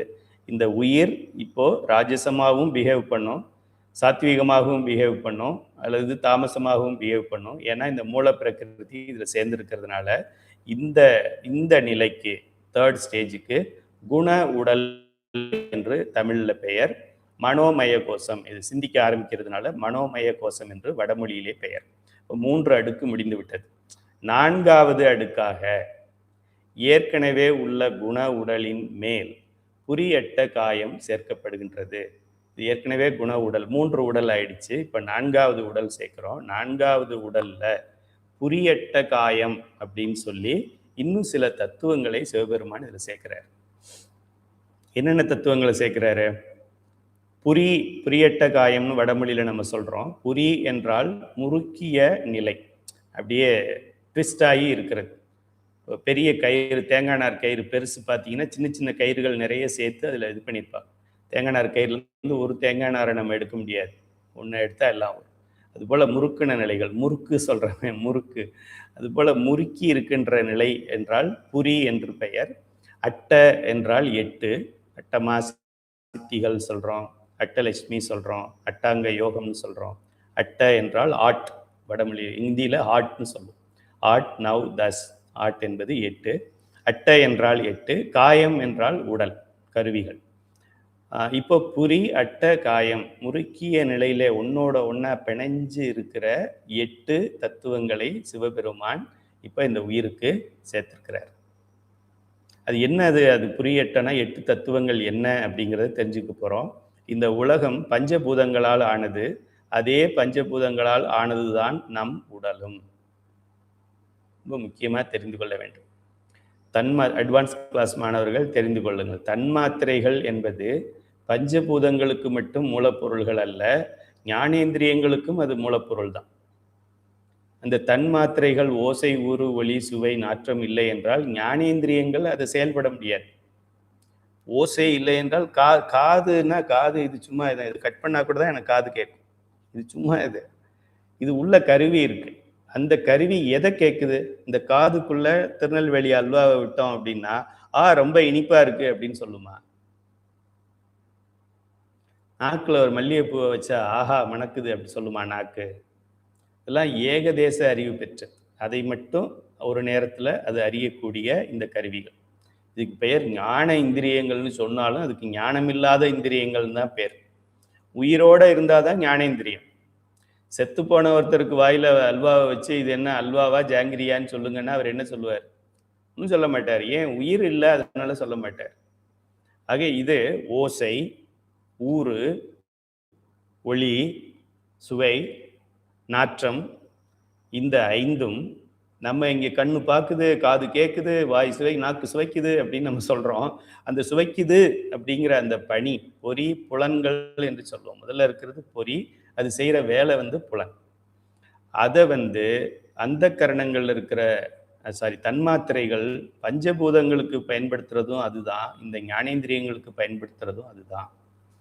அதனால இந்த லெவல்ல தான் நமக்கு தெரியுது உடலும், அதாவது அண்டத்தில் உள்ளது பிண்டத்தில் உண்டு, பிண்டத்தில் உள்ளது அண்டத்திலும் உண்டுங்கிறதுக்கு மூலம் இந்த தன்மாத்திரைகள். தன்மாத்திரைகள் பஞ்சபூதங்கள், அப்படித்தான் சார்ட்ல போட்டிருப்போம். தன்மாத்திரைகள் பஞ்சபூதங்கள், தன்மாத்திரைகள் ஞானேந்திரியங்கள், அதையும் நம்ம சேர்க்கணும். கண்ணு, காதோட இது ஓசை. காது என்ன பண்ணும்? காது காற்றை உள்ள வாங்குது, டயஃப்ராம் இருக்கு. காற்று போனவுடனே அந்த அந்த திரை உள்ள தள்ளுது. உள்ள தள்ளினவுடனே அங்கே 2 ஆன்வில் மாதிரி ஒன்று இருக்கு. இது தள்ளுது, அதை போய் அதில் அடிக்குது. அதில் அடிக்கிறத போய் பிரைன் செல்லுக்கு அது சொல்லுது. ஸோ இதுலேருந்து இது என்ன என்ன அவுட்புட் இதில் வருது, இதுலேருந்து வெளியில் என்ன கிடைக்குது அப்படின்னா கேட்குது, சத்தம் கேட்குது. நான் பேசுறது உங்களுக்கு கேட்குது. ஓசை தான் நீங்கள் கேட்குறீங்க. காதையா கேட்குறீங்க? காது கேட்குது. டயஃப்ராமை கேட்குறீங்களா? கேட்கல. அதில் இருக்கிற ஆன்வில் கேட்குறீங்களா? இல்லை. அதில் இருக்கிற ஹேமர் கேட்குறீங்களா? இல்லை. அதில் இருக்கிற நர்வ் சிஸ்டம் கேட்குறீங்களா? அது கிடையாது. என்ன கேட்குது கடைசியா? ஓசை கேட்குது. ஓசை எது? தன்மாத்திரைகள், அதில் இருக்கிற ஓசை தான் கேட்குது. நம்ம சொல்லும்போது காது கேட்குது, காது கேட்குதுன்னு சொல்ல, காது என்ற இந்த கருவி தன்மாத்திரையே கேட்குது. அதனால கருவி லிஸ்ட்ல இதை காதுன்னு சேர்த்துக்கிறோம். அது செய்கிற ஃபங்க்ஷன், அதோட ஃபங்க்ஷன் என்ன அப்படின்னா தன்மாத்திரை ஃபங்க்ஷன், ஓசை. இதுபோல் ஊறு, ஓசை, ஊறு, ஒளி, கண் என்ன பண்ணுது? கண் பார்க்குது. அது பார்த்து இது ஃபோட்டோ, இது செவரு, இது படம், இது ஆவணா, இது ஏபிசிடி அப்படின்னு எப்படி சொல்லுது? அது உள்ள ஓசை, ஊறு, ஒளி போகிறதுனால சொல்லுது. அப்படி ஒன்னொன்னுக்கும் தன்மாத்திரைகளும் ஞானேந்திரியங்களும் நேரடி தொடர்பு உள்ளவைங்கிறத தெரிஞ்சுக்கோங்க. ஆரம்ப நிலை மாணவர்களுக்கு இது புரியலைன்னா பரவாயில்ல, அட்வான்ஸ் கோர்ஸ் மாணவர்கள் அவசியம் புரிந்து கொள்ளவும். இப்போ இந்த புரியட்ட காயம் அப்படிங்கிறதுல 5 தத்துவங்கள், அதில் ஓசை, ஊறு, ஒளி, சுவை, நாற்றம். நாற்றம் என்பது மனம், அதை குறித்து கொள்ளுங்கள். மணக்கின்ற மனம். மனம்னா மனசு கிடையாது, மனம். மூணு சுழி தானே மனம். மல்லிகை மனம் சொல்கிறோம்ல, அந்த ஸ்மெல். நாற்றம்னு கொடுத்துருக்கு. நாற்றம்னா பேட் ஸ்மெல் கிடையாது, நாற்றம்னா மனம்னு பேர். நல்லதுக்கும் நாற்றம்னு தான் பேர். மல்லிகைப்பூ வச்சு என்னப்பா ஒரே நாத்தமா இருக்கு அப்படின்னா என்ன அர்த்தம்? மல்லிகைப்பூ இருந்தாலும் அப்படிதான் சொல்லணும். நாற்றம் என்கின்ற தமிழ் வார்த்தை இரு மனங்கள், நல்ல smell, good smell, bad smell ரெண்டையுமே குறிக்கும். ஆக ஓசை, ஊறு, ஒளி, சுவை, நாற்றம் என்கின்ற இந்த 5ம் இது தன்மாத்திரைகள். ஆன்மா சிந்தித்து செயல்பட மனம், புத்தி, அகங்காரம் என்ற 3ம் சேர்க்கப்படுகிறது. இப்போ அந்த கரணங்கள்னு 4 சொல்றோமே, அதுல ஏற்கனவே சித்தம் மேல சேர்ந்துருச்சு, 3வது உடல்லே அது சேர்ந்துருச்சு. இந்த உடல்ல மீதி இருக்கிற 3 தத்துவங்களாகிய மனம், புத்தி, அகங்காரம் அப்படிங்கிற 3 கருவிகள் சேர்க்கப்படுகிறது. ஸோ 5 தன்மாத்திரைகள், 3 அந்தக்கரண கருவிகள், இது சேர்ந்தது 5ம் 3ம் 8 கருவிகள். ஏற்கனவே உள்ள குண உடல் கொண்டிருந்த ஆன்மாவுடன், ஏற்கனவே குண உடலா மட்டும்தான் அது இருந்தது, அதோட இதுல ஒரு 5 கருவி, இதுல ஒரு 3 கருவி எல்லாம் சேர்த்து இப்ப 8 கருவிகள் கொண்ட ஒரு நிலைக்கு வந்திருக்குது. இந்த குண உடல் கொண்டிருந்த ஆன்மாவுடன் புரியட்ட காயமும் சேர்ந்த நிலைக்கு சூக்கும உடல் என்று பெயர். சூக்கும உடல் அல்லது பிராணமய கோஷம் என்று பெயர். பிராணன் என்பது 10 வாயுக்களில் முதலானது. அடுத்து நம்ம பார்க்க போறோம். இப்பதான் உயிர் உயிர் மூச்சு விட போகுது. இன்னும் மூச்சு காத்து உள்ள வரல. மூச்சு காத்து வந்துச்சுன்னா அதை வச்சு உயிரை என்ன சொல்றது, உடல் இயக்கத்தை கொடுக்கறதுக்கு பிராணன் செயல்பட ஆரம்பிக்க போகுது இப்போ. இதனால இதுக்கு பிராணமய கோஷம் அப்படின்னு சொல்றாங்க. இதுவரை ஆன்மாவிற்கு 4 உடல்கள் சேர்க்கப்பட்டிருக்கின்றன. காரண உடல், கஞ்சுக உடல், குண உடல், இது சூக்கும உடல். சூக்குமம்னா என்ன? கண்ணுக்கு தெரியாது, ஆனா இருக்கு. கண்ணால பார்க்க முடியாது, ஆனா இருக்கு என்பது. இதுவரையில் நாம் உடல் உடல் என்று சொன்னதெல்லாம் கண்ணால் காணக்கூடிய தசைகள் கொண்ட உடல்கள் அல்ல. தசைகள் கொண்ட உடல்கள் அல்ல. இங்க படத்துல நான் அப்படி காமிச்சிருக்கிறேன். ஆனா இது வரைக்கும் இந்த 4 உடல்களுமே கண்ணால பார்க்க முடியாது. 4 உடலும் இருக்கு, நம்ம கண்ணால அதை பார்க்க முடியாது. அவ்வளோ சூக்குமமா இருக்கிறது. இப்போ கரண்ட் இருக்கான்னு நம்ம எப்படி பார்க்க முடியும்? கண்ணால பார்க்க முடியுமா? பார்க்க முடியாது. அதுபோல இந்த சூக்கும உடல் அளவுக்கு இருக்குது அப்படிங்கிறத கண்ணால நம்ம பார்க்க முடியாது. அடுத்ததாக இறைவன் என்ன செய்றாரு பாருங்க. இவையெல்லாம் கண்ணால் காண முடியாத நுட்பமான, அதாவது கம்ப்யூட்டரில் சாஃப்ட்வேர் ப்ரோக்ராம் போன்றவை. கம்ப்யூட்டரை வந்து நம்ம ஆன் பண்ணுறோம், இப்போ மொபைல் எடுக்கிறோம், மொபைல் எடுத்து ஃபோட்டோ எடுக்கிறோம், ஃபோட்டோ எடுக்குது. எப்படி எடுக்குது?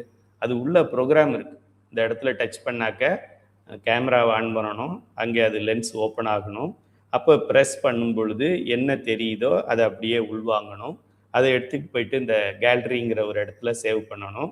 அதில் ஏதாவது பிரைட்னஸ் கூட்டி குறைச்சி வச்சுருந்தா ஆட்டோ ஃப்ளாஷாக என்னங்கிறதெல்லாம் அது பார்த்துக்கணும். வீடியோவா, ஃபோட்டோவா, அதெல்லாம் ஒன்று அதில் என்ன சொல்கிறோமோ அதை அது செய்யுது. நம்ம சொல்கிறத அது எப்படி செய்யுது? அது உள்ள ஒரு சாஃப்ட்வேர் ப்ரோக்ராம் இருக்குது, கம்ப்யூட்டர் மாதிரி அதில் எழுதியிருக்கிறாங்க எழுத்துக்கள். அதுபோல் இது எப்படி ப்ரோக்ராம் இருக்கிறது நம்ம கண்ணுக்கு தெரியல, கண்ணாலையும் பார்க்க முடியல, நாக்காலையும் பார்க்க முடியல, மூக்காலையும் பார்க்க முடியல, காதாலையும் கேட்க முடியல. ஆனால் இருக்கு ப்ரோக்ராம், அதுதான் வேலை செய்யுது. அதுதான் இந்த கேமராவையே வேலை செய்ய வைக்குது இல்லையா? அதுபோல் இந்த சூக்கும உடலை கண்ணால் காண முடியாவிட்டாலும் அதுதான் இந்த தூள உடலை வேலை செய்ய வைக்க போகிறது. இப்போ இந்த 16 கருவிகள், முதல்ல ஒரு கருவி காரண உடல், அடுத்து ஒரு 6 கருவி கஞ்சுக உடல், அடுத்து ஒரு கருவி திரும்ப அது குண உடல், அடுத்ததாக இப்போ 8 கருவி, 1 + 6 7 + 1 8 + 8 8 8 16 கருவிகள், 4 உடல்கள் இதுவரைக்கும் சூக்கும நிலையில இருக்கிறது. 5வது அடுக்காக ஏற்கனவே உள்ள சூக்கும உடலில் இப்போ சிவபெருமான் என்ன பண்றாரு? கண்ணால் காணக்கூடிய உடலை இப்பதான் படைக்க போறார். கண்ணால் காணக்கூடிய உடலும் உலக தொடர்பும் கூடுகின்றது. உலகத்தையே இனிமேதான் படைக்க போறாரு. நல்லா தெரிஞ்சுக்க. நீர், நிலம், காற்று அதெல்லாமே இனிமேதான் வரப்போகுது. நல்லா தெரிந்து கொள்ள வேண்டும். இது இப்ப எதுக்காக வருது? இதுக்காக வருது. இது உள்ள என்ன இருக்கு? உயிர் இருக்கு. அப்போ இந்த பூமி எதுக்கு இருக்கு? இந்த உயிருக்கு தான் இருக்கு. இது எதுக்கு இருக்கு? இந்த உயிருக்கு தான் இருக்கு. காத்து இந்த உயிர் உள்ள இருக்குது, அதுக்காகத்தான் காத்தே படைக்கப்படுது. இனிமேதான் படைக்கப்படுது. கடைசியா படைக்கப்படுறது இதுதான். படைக்கவே படாதது ஃபர்ஸ்ட் உயிர். இதுல யாரு சீனியர், யாரு பவர்ஃபுல், யாருக்காக யாரு வேலை செய்யணும், இதுல யாரு முதலாளி, யாரு தொழிலாளி, யாரு எஜமா, யாரு வேலைக்காரன்? நம்ம போய் சனீஸ்வரனுக்கு பூஜை பண்ணிட்டு இருக்கோம். சனி பகவான் இப்போ கிரகணம் வரப்போகுது. இப்போ என்ன கிரகணம் வரப்போகுதுன்னு தெரில. பெயர்ச்சி, சனி பெயர்ச்சி தான் நினைக்கிறேன். 6ஆம் தேதி ஏதோ ஒரு பெயர்ச்சி இருக்கு. அது பெயர்ந்தா என்ன, பெயர்லன்னா என்ன? நெத்தியில திருநீர் வச்சு கழுத்துல உருத்திராக்கம் அணிந்து வாயில நமச்சிவாயை சொல்லி பஞ்சபுராணம் பாடி பதிப்பசு பாச சைவ சித்தாந்த சிடர் கிளாஸை கேட்டுக்கிட்டு இருந்தோம் அப்படின்னா நமக்கு நவகிரக கோயிலுக்கே போக வேண்டியது. அவையெல்லாம் நமக்கு நன்மையே செய்யும். வீடு தேடி வந்து அந்த நவகிரகம் நம்ம வீட்டை சுற்றிக்கிட்டே இருக்கும். உள்ள சிவனடியார் இருக்காரு, அவருக்கு எதுவும் பிரச்சனை வந்துடக்கூடாது, இந்த கொசு எதுவும் உள்ளே போய் அவரை கடிச்சிடக்கூடாது, இந்த கற்பாம்பூச்சி எதுவும் பண்ணிடக்கூடாது, பள்ளிகளெல்லாம் எதுவும் அவருக்கு தொந்தரவு கொடுக்கக்கூடாது, உள்ள சிவனடியார் இருக்காரு, சிவபூஜை பண்ணுறாரு அப்படின்னு 9 பேரும் சுற்றி சுற்றி சுற்றி சுற்றி சுற்றி போட்டி போட்டுக்கிட்டு வேலை செய்வானுங்க நமக்கு. அதை விட்டுட்டு நம்ம போய் அவங்கள சுற்றிக்கிட்டு இருக்கிற நிலைக்கு வந்திருக்கிறோம். ஏன்னா பஞ்சபுராணமே தெரியாது நமக்கு. அதனால நம்ம போய் அவங்கள சுற்ற வேண்டியது இருக்கு. இப்போ இறைவன் என்ன பண்றாரு? 5வது அடுக்காக ஏற்கனவே உள்ள சூக்கும உடலின் மேல் கண்ணால் காணக்கூடிய உடலும் உலக தொடர்பும் கூடுகிறது. ரொம்ப முக்கியமானது இது. உலகத்தை படைக்கிறது வேற, இதுக்கும் உடலுக்கும் சம்பந்தம் ஒன்று, கனெக்ஷன் வரும்.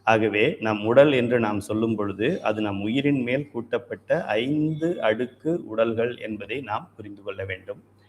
இப்போ உயிர் பிளஸ் 14 உட்கருவிகள், அப்புறம் 15 புறக்கருவிகள், ஆக உயிர் பிளஸ் 31 கருவிகள் கொண்ட அமைப்பு தான் நான் சொல்லும் பொழுது உயிராகிய 1, அதுக்கப்புறம் 31 கருவிகள், இதெல்லாம் சேர்ந்தது தான் நம்ம உடல் அப்படின்னு சொல்லி நம்ம சொல்றோம். திருமந்திரம் 2ஆம் தந்திரம் 9வது பாடல், சர்வ சிருஷ்டி அண்டங்கள் அனைத்தும் உருவாக்கிய முறையில் பாடல் எண் 11ல காரணன் அன்பில் கலந்து எங்கும் நின்றவன் நாரணன் நின்ற நடு உடலாய் நிற்கும் பாரணன் அன்பிற் பதம் செய்யும் நான்முகன் ஆரணமாய் உலகாய் அமர்ந்தானே என்று ஒரு திருமந்திர பாடல் இருக்கிறது. இது என்ன சொல்லுது அப்படின்னா, சிவபெருமான் ஒருவனே எங்கும் நிறைந்து இருப்பவன் அப்படிங்கிறது தான் இதோடைய பொருள். அதை நம்ம என்ன சொல்லுவோம், வியாபகம் என்று சொல்லுவோம். வியாபகம் எல்லாத்துக்கும் மேல ஒண்ணு இருக்குல்ல, அதுதான் சிவபெருமான். எல்லாமே அதுக்குள்ளதான் நடக்குது. இந்த வியாபகம்ங்கிறது தான் திருவருள். எல்லாம் அதுக்குள்ளதான் நடக்குது. கொலை நடந்தாலும் அதுக்குள்ளதான் நடக்குது, நல்லது நடந்தாலும் அதுக்குள்ளதான் நடக்குது, பூமியினாலும் அதுதான், சூரியனாலும் அதுதான், அண்டங்கள்னாலும் அதுதான். இது எல்லாத்தையும் தாங்கி இருக்கிற ஒன்றுக்கு பெயர் வியாபகமாகிய சிவபெருமான். அவன் ஒருவனே எங்கும் நிறைந்து இருப்பவன். இந்த பூமி இல்லைங்க, மேல சொர்க்கம்னு சொல்றீங்களே, அங்கே யார் இருக்காங்க? அதுவும் சிவபெருமானுக்குள்ளதான் இருக்கு. சிவபெருமான் அதுல இருக்கார், சிவபெருமானுக்குள்ள அது இருக்கு. என்ன குழப்பமா இருக்கு? அதனால அவருக்கு பேர் கடவுள்னு பேர். மற்றவங்களுக்கு எல்லாம் ஒன்றும் குழப்பம் கிடையாது. மற்றவங்களாம் அதுக்குள்ள இருக்கிறார், அதை தாண்டி இருக்க மாட்டாங்க. அதான் இந்த பாடல்ல சொல்றார். அடுத்து சொல்றாரு பாருங்க, திருமால் தூளம் சூக்குமம் குணசரீரம் வரை நிறைந்து நின்று செயலாற்றுவான். தூள உடல்ல 15 கருவிகள் இருக்கிறது. அதுக்கு மேல சூக்கும உடல் என்று சொல்றதுல ஒரு புரியட்ட காயம் 8 இருக்கு. 15 8 23. குண உடல்ல அந்த தத்துவம் சித்தம் இருக்கிறது. இந்த 24 தத்துவங்களுக்கு உண்டான உடல். இந்த உடலுக்குத்தான் காத்தல் அவர் செய்ய முடியும். இதுக்கு மேல காத்தல் அவர் பண்ண முடியாது. நல்லா தெரிந்து கொள்ளுங்க. நமக்கு தத்துவங்கள் கீழே இருந்து போகும் பொழுது 24 ஆன்ம தத்துவங்கள், ஆன்ம தத்துவங்களுக்குள்ள நம்மளை வைத்திருந்து இந்த ஆன்மாவை பக்குவப்படுத்துவது திருமாலுடைய வேலை, காத்தல் கடவுளுடைய வேலை. காத்தல் கடவுள்னா காசு கொடுக்கறதுன்னு இல்லை. காத்தல் கடவுள்னா இந்த பக்குவத்தை இந்த பிறவியிலே இந்த உயிர் பெறும் வரை இந்த உடலை அதோட சேர்த்து வச்சு பக்குவத்துக்கு ஏற்றாற்போல் வாய்ப்புகளை அமைச்சு கொடுக்கறது தான் அவருடைய வேலை. அது குறையிற வரைக்கும் பார்த்துக்கணும் உயிரை. கொஞ்சம் அனுபவத்தை தான் பெற்றிருக்குது, அதுக்குள்ளேயும் போயிடுச்சு அப்படின்னா எனக்கு தெரியாது சாமி அது போயிடுச்சுன்னுலாம் சொல்ல முடியாது. நீ என்ன பண்ணன்னு கேட்பார் சிவபெருமான். நீ எங்கே போயிருந்த அப்படின்னு அசிங்கமாக கேட்பார். அதனால அதுக்கு அவர் சொன்னபடி பயந்துக்கிட்டு ஒழுங்காக வேலை செய்ய வேண்டியது இவருடைய வேலை. இப்போ திருமால் 3 உடல் வரைக்கும் இவர் பொறுப்பு. அதாவது 24 ஆன்ம தத்துவங்களுக்கு மேலே தான் இவர் பொறுப்பு. இப்போ நம்முடைய விதியை மாற்றி அமைக்க முடியுமா அப்படின்னா திருமாலால் பண்ண முடியாது. கொடுத்ததை மெயின்டைன் பண்ணுவார், அவ்வளோதான். இந்தாப்பா பிள்ளையை பார்த்துக்க, பாத்ரூம் போயிட்டு வரேன்னு சொன்னால் பார்த்துக்குவார், அவ்வளோ. பிள்ளையை பெற்று தருவாரான்னா பிள்ளையெல்லாம் அவரால் பெற்று தர முடியும். பிள்ளையை படிக்க வைப்பாரா? பாத்ரூம் போயிட்டு வந்துடுறேன் கொஞ்சம் வச்சுக்கோங்க அப்படின்னா பார்த்துக்குவார் வர்ற வரைக்கும். பர்ஸையோ மொபைலையோ குழந்தையோ பார்த்துக்கிட்டு நீங்கள் வந்த உடனே உங்கள் கையில் கொடுத்துட்றது தான் அவருடைய வேலை. பிரம்மன் தூளத்திலேயே பிருத்திவி தத்துவ தலைவிலேயே மட்டும் நிறைந்து நின்று செயலாற்றுவான். இந்த படைத்தல் அப்படின்னு வருது இல்லையா, அதுல இருக்கிற 15 தத்துவங்கள் அது வரைக்கும் தான் பிரம்மனோட ஸ்கோப். திருமாலை விட பவர் குறைவு இருக்கு பிரம்மாவுக்கு. இதுவரை நாம் கண்டதுதான் உண்மையான பகுத்தறிவு. இப்போ 24 தத்துவங்கள். இப்போ சொர்க்கவாசல் திறக்கிறாங்கல்ல, பெருமாள் கோவிலில் சொர்க்கவாசல் திறந்து நம்ம போகிறோமே, அந்த சொர்க்கவாசல் பெருமாளுடைய சொர்க்கம் எங்கே இருக்கும்? அந்த 24 தத்துவங்களுக்கு 24 தத்துவங்களை இந்த கைலை துரைசாமி கடந்து, அடா இது பொய், இந்த வீடு என்பது பொய், இதுக்கும் என்னுடைய உயிரோட இது நிச்சயமா வராது. ஓகே, என்னுடைய படிப்பு என்னுடைய உயிரோட வராது, என்னுடைய சொத்து என்னுடைய உயிரோட வராது, என்னுடைய மனைவி என் உயிரோட சத்தியமா வரமாட்டாங்க, என்னுடைய குழந்தைகள் சத்தியமா வராது, பேர குழந்தைகள் சத்தியமா வராது, அவங்க போட்டிருக்கிற ட்ரெஸ்ஸு குழந்தையே வராது, ட்ரெஸ்ஸு எங்கே வரப்போ, என் பேரனோட செருப்பு அதுவும் வராது. என்னதான் வரும்? சிவபெருமான் மட்டும்தான் வரும். இது நம்ம தெரிந்து கொண்டோம் என்றால் சொர்க்கத்தில் இருக்கிறோம் என்று பெயர். மீண்டும் நம்ம இந்த உலகத்தில் பிறக்க வேண்டாம், மீண்டும் பிரம்மன் நம்மை படைக்க வேண்டியதில்லை, மீண்டும் திருமால் நம்மை காக்க வேண்டியதில்லை. இந்த நிலையில் இப்போ சகலராக நம்ம இருக்கின்றோம். இந்த நிலையை தாண்டிட்டோம் அப்படின்னா அதுக்கு பெயர் பிரளயா கலர் என்று பெயர். அங்கே இறைவனே நேரடியாக நமக்கு தோடுடைய செவியனாக வந்து காட்சி தருவார். அப்படி பார்க்கலாம். இங்கே தான் அப்படி பார்க்க முடியாது. என்ன கல்லை வச்சுக்கிட்டு அது மேலே போய் பாலை ஊற்றுறாங்க. அதுக்கு குழந்தைகளுக்கு கொடுத்த அளவு குடிச்சிருந்துருக்கும். குழந்தைகள்லாம் பால் இல்லாமல் வாடுது, இங்கே கல்லில் போய் நந்தி மேலேயும் பாலை ஊற்றி அபிஷேகம் பண்ணுறானுங்க முட்டாள் பயலுங்க அப்படின்னு பகுத்தறிவாளன் பேசும். அது உள்ள சிவம் இருக்கிறாரு, அவங்க கண்ணுக்கு தெரியாது. நமக்கும் பாதி பேருக்கு சந்தேகமாக தான் இருக்கும். ஏதாவது பிரச்சனை இருந்துச்சுன்னா உள்ள சிவம் இருக்கிறது தெரியும். ஒரு பிரச்சனையும் இல்லைன்னா ஏன் பாலை அது மேலே ஊற்றுறாங்க அப்படின்னு தோணும். அதுக்கு மேலே நம்ம பிரளய கலர் என்கின்ற வித்யா தத்துவ நிலைக்கு நம்ம உயர்ந்துட்டோம்னா அங்கே பெருமான் நமக்கு உடல் கொண்டு நம்மை வந்து நமக்கு வகுப்பு நடத்துவார், அவரே பாடம் நடத்துவார். அதையும் தாண்டுறோம். நம்ம காலம்லாம் எந்த காலம், எல்லாமே சிவம் தான் காலம். நமக்கு கடந்த காலத்தில் எப்படி இருந்தேன், கடந்த காலம்னு எனக்கு எதுவும் கிடையாது, நிகழ்காலம் எதுவும் இல்லை, வருங்காலமும் எனக்கு இல்லை. இப்போ நான் சிவத்தில் இருக்கேன், சிவத்தில் இருக்கேன், சிவத்தில் இருக்கேன், சிவத்தில் இருக்கேன், சிவத்தில் இருக்கேன், சிவத்தில் இருக்கேன், சிவத்தில் இருக்கேன், சிவத்தில் இருக்கேன், சிவத்தில் இருக்கேன். இப்போ கால தத்துவத்தை நான் கடந்து விட்டேன். இப்படியே நீங்கள் சொல்லிக்கிட்டே இருங்க. நேற்று நடந்தது நாளைக்கு நடக்க போகிறதெல்லாம் நம்ம மனசுக்கு வராது. இப்போ நடக்கிறது மட்டும்தான் தெரியும். இன்னும் 5 நிமிஷம் கழிச்சு என்ன நடக்கும்ன்றது கூட நமக்கு தெரியாது. ஆக இந்த நிலையிலே நாம் இருக்கும்போது இந்த காலம் நம்மை என்ன செய்து விடும்? நியதி எதுக்கு நமக்கு? இதெல்லாம் வந்து ஒரு படிநிலையாக நம்ம போகிறது. இதுவரை நாம் அறிந்ததை விஞ்ஞானம் அறிய இன்னும் பல நூற்றாண்டுகள் ஆகலாம். ஏன்னா விஞ்ஞானம் இன்னும் உயிர் இருக்குங்கிறதையே அறியலையே. இதுக்குள்ள உயிர் இருக்குன்னு விஞ்ஞானத்துக்கு தெரியாது. முட்டாப்பஸ். மற்றதெல்லாம் கரெக்டாக இருக்கும். இதை வந்து எப்படி பண்ணலாம்? இது வந்து மரத்தில் பண்ணால் நல்லா இருக்குமா, பிளாஸ்டிக்கில் பண்ணால் நல்லா இருக்குமா, என்னென்ன கலர் கொடுக்கலாம், இதை வேகமாக எப்படி பறக்க வைக்கலாம், அதெல்லாம் தெரியும். இதுக்குள்ளே உயிர் இருக்குன்னு தெரியாது விஞ்ஞானத்துக்கு. விஞ்ஞானம் அதை ஒத்துக்காது. அவ்வளோதான் அதுக்கு இருக்கிற அறிவு. அடுத்ததாக இன்னும் ஒரு ரகசியத்தை நாம் தெரிந்து கொள்வோம். உதாரணமாக நாம் வெளியில் இருந்து வீட்டிற்குள் நுழையும் பொழுது மெயின் கேட்டை திறப்போம். வீடு பூட்டிட்டு வெளியூர் போயிருக்கோம், இப்போ வெளியூர்லேருந்து உள்ளே வர்றோம். இப்போ மெயின் கேட்டை திறப்போம். அதுக்கப்புறமா கிரில் கேட். இது எங்கள் வீட்டை நான் எழுதியிருக்கிறேன், உங்கள் வீடு எப்படி இருக்கோ நீங்கள் கற்பனை பண்ணிக்கோங்க. அதுக்கு அடுத்ததாக வீட்டு என்ட்ரன்ஸில் ஒரு கிரில் கேட் இருக்கும், அதை திறக்கிறோம். கம்பி கதவு, திருடம் வந்தால் தெரியறதுக்கு. வீடு கட்டும் பொழுது நம்ம வந்து அந்த மரக்கதவை திறந்தா எவனாவது கழுத்தில் கத்தியை வச்சிருவானோன்னு பயந்து அதுக்கு முன்னாடி ஒரு இரும்பு கதவு போட்டுக்கிறோம் பாருங்க. நமக்கு நாமே விளங்கிட்டு கொள்கின்றோம். சமுதாயம் அப்படி இருக்கு. எல்லாருக்கும் பஞ்சபுராணம் தெரியும், எல்லாருக்கும் பதிபசு பாசம் தரவா தெரியும். அப்படி இருந்ததுன்னா நம்ம வீட்டுக்கு இரும்பு கேட்டே போட வேண்டாம், வீட்டையே பூட்ட வேண்டாம். ஏன்னா எல்லாருக்கும் தெரியும் அடுத்தவங்க பொருளுக்கு ஆசைப்படுறது தவறு என்று தெரியும், திருடுறது அதை விட தவறு என்று தெரியும், அது அதர்மம் என்று தெரியும். அதை யாரும் செய்ய மாட்டாங்க. எந்த வீடு வேணாலும் திறந்தே கிடக்கலாம். பூட்டு கம்பெனிகளுக்கு வேலையே இருக்காது, கிரில் கேட்டு கிடையாது, எந்த வீட்டுக்கும் கதவு கிடையாது, ஸ்க்ரீன் மட்டும் வேணா இருக்கலாம் ப்ரைவசிக்கு. மற்றபடி கதவை போட்டு அதுக்கு 2 பூட்டு போட்டு அப்படி ஒரு 3 பெரிய சாவி போட்டு அதெல்லாம் தேவையே இருக்காது. ஏன்? பதி பசு பாச உண்மையையும் இருவினை உண்மையையும் மல பரிபாகம்னா என்ன, சத்தி நிபாதம்னா என்ன, முத்தின்னா என்ன ஒன்றும் தெரியாதுங்கிறதுனால பூட்டு போட வேண்டியது இருக்குது, லாக்கர் வைக்க வேண்டியது இருக்குது, செக்யூரிட்டி வைக்க வேண்டியது இருக்குது. எல்லாருக்கும் இந்த உண்மை எல்லாருக்கும் தெரிஞ்சிருச்சு. தமிழ்நாட்டில் மட்டும் தெரிஞ்சிருச்சு. அட்லீஸ்ட் இந்த திருப்பூர்லையாவது தெரிஞ்சிருச்சு. அந்த இடுவம்பாளத்துலையாவது எல்லாருக்கும் தெரியும் அப்படின்னா அந்த ஊருக்கு எந்த வீட்லேயும் பூட்டு தேவையில்லையே. வெளியூர் ஆளுங்க அங்கே வந்து ஏதாவது பண்ணிட்டா தான் பிரச்சனை. உள்ளூரில் பூட்டு தேவையில்லை. ஏதோ ஒரு ஊரில் நான் கேள்விப்பட்டிருக்கேன், இப்போது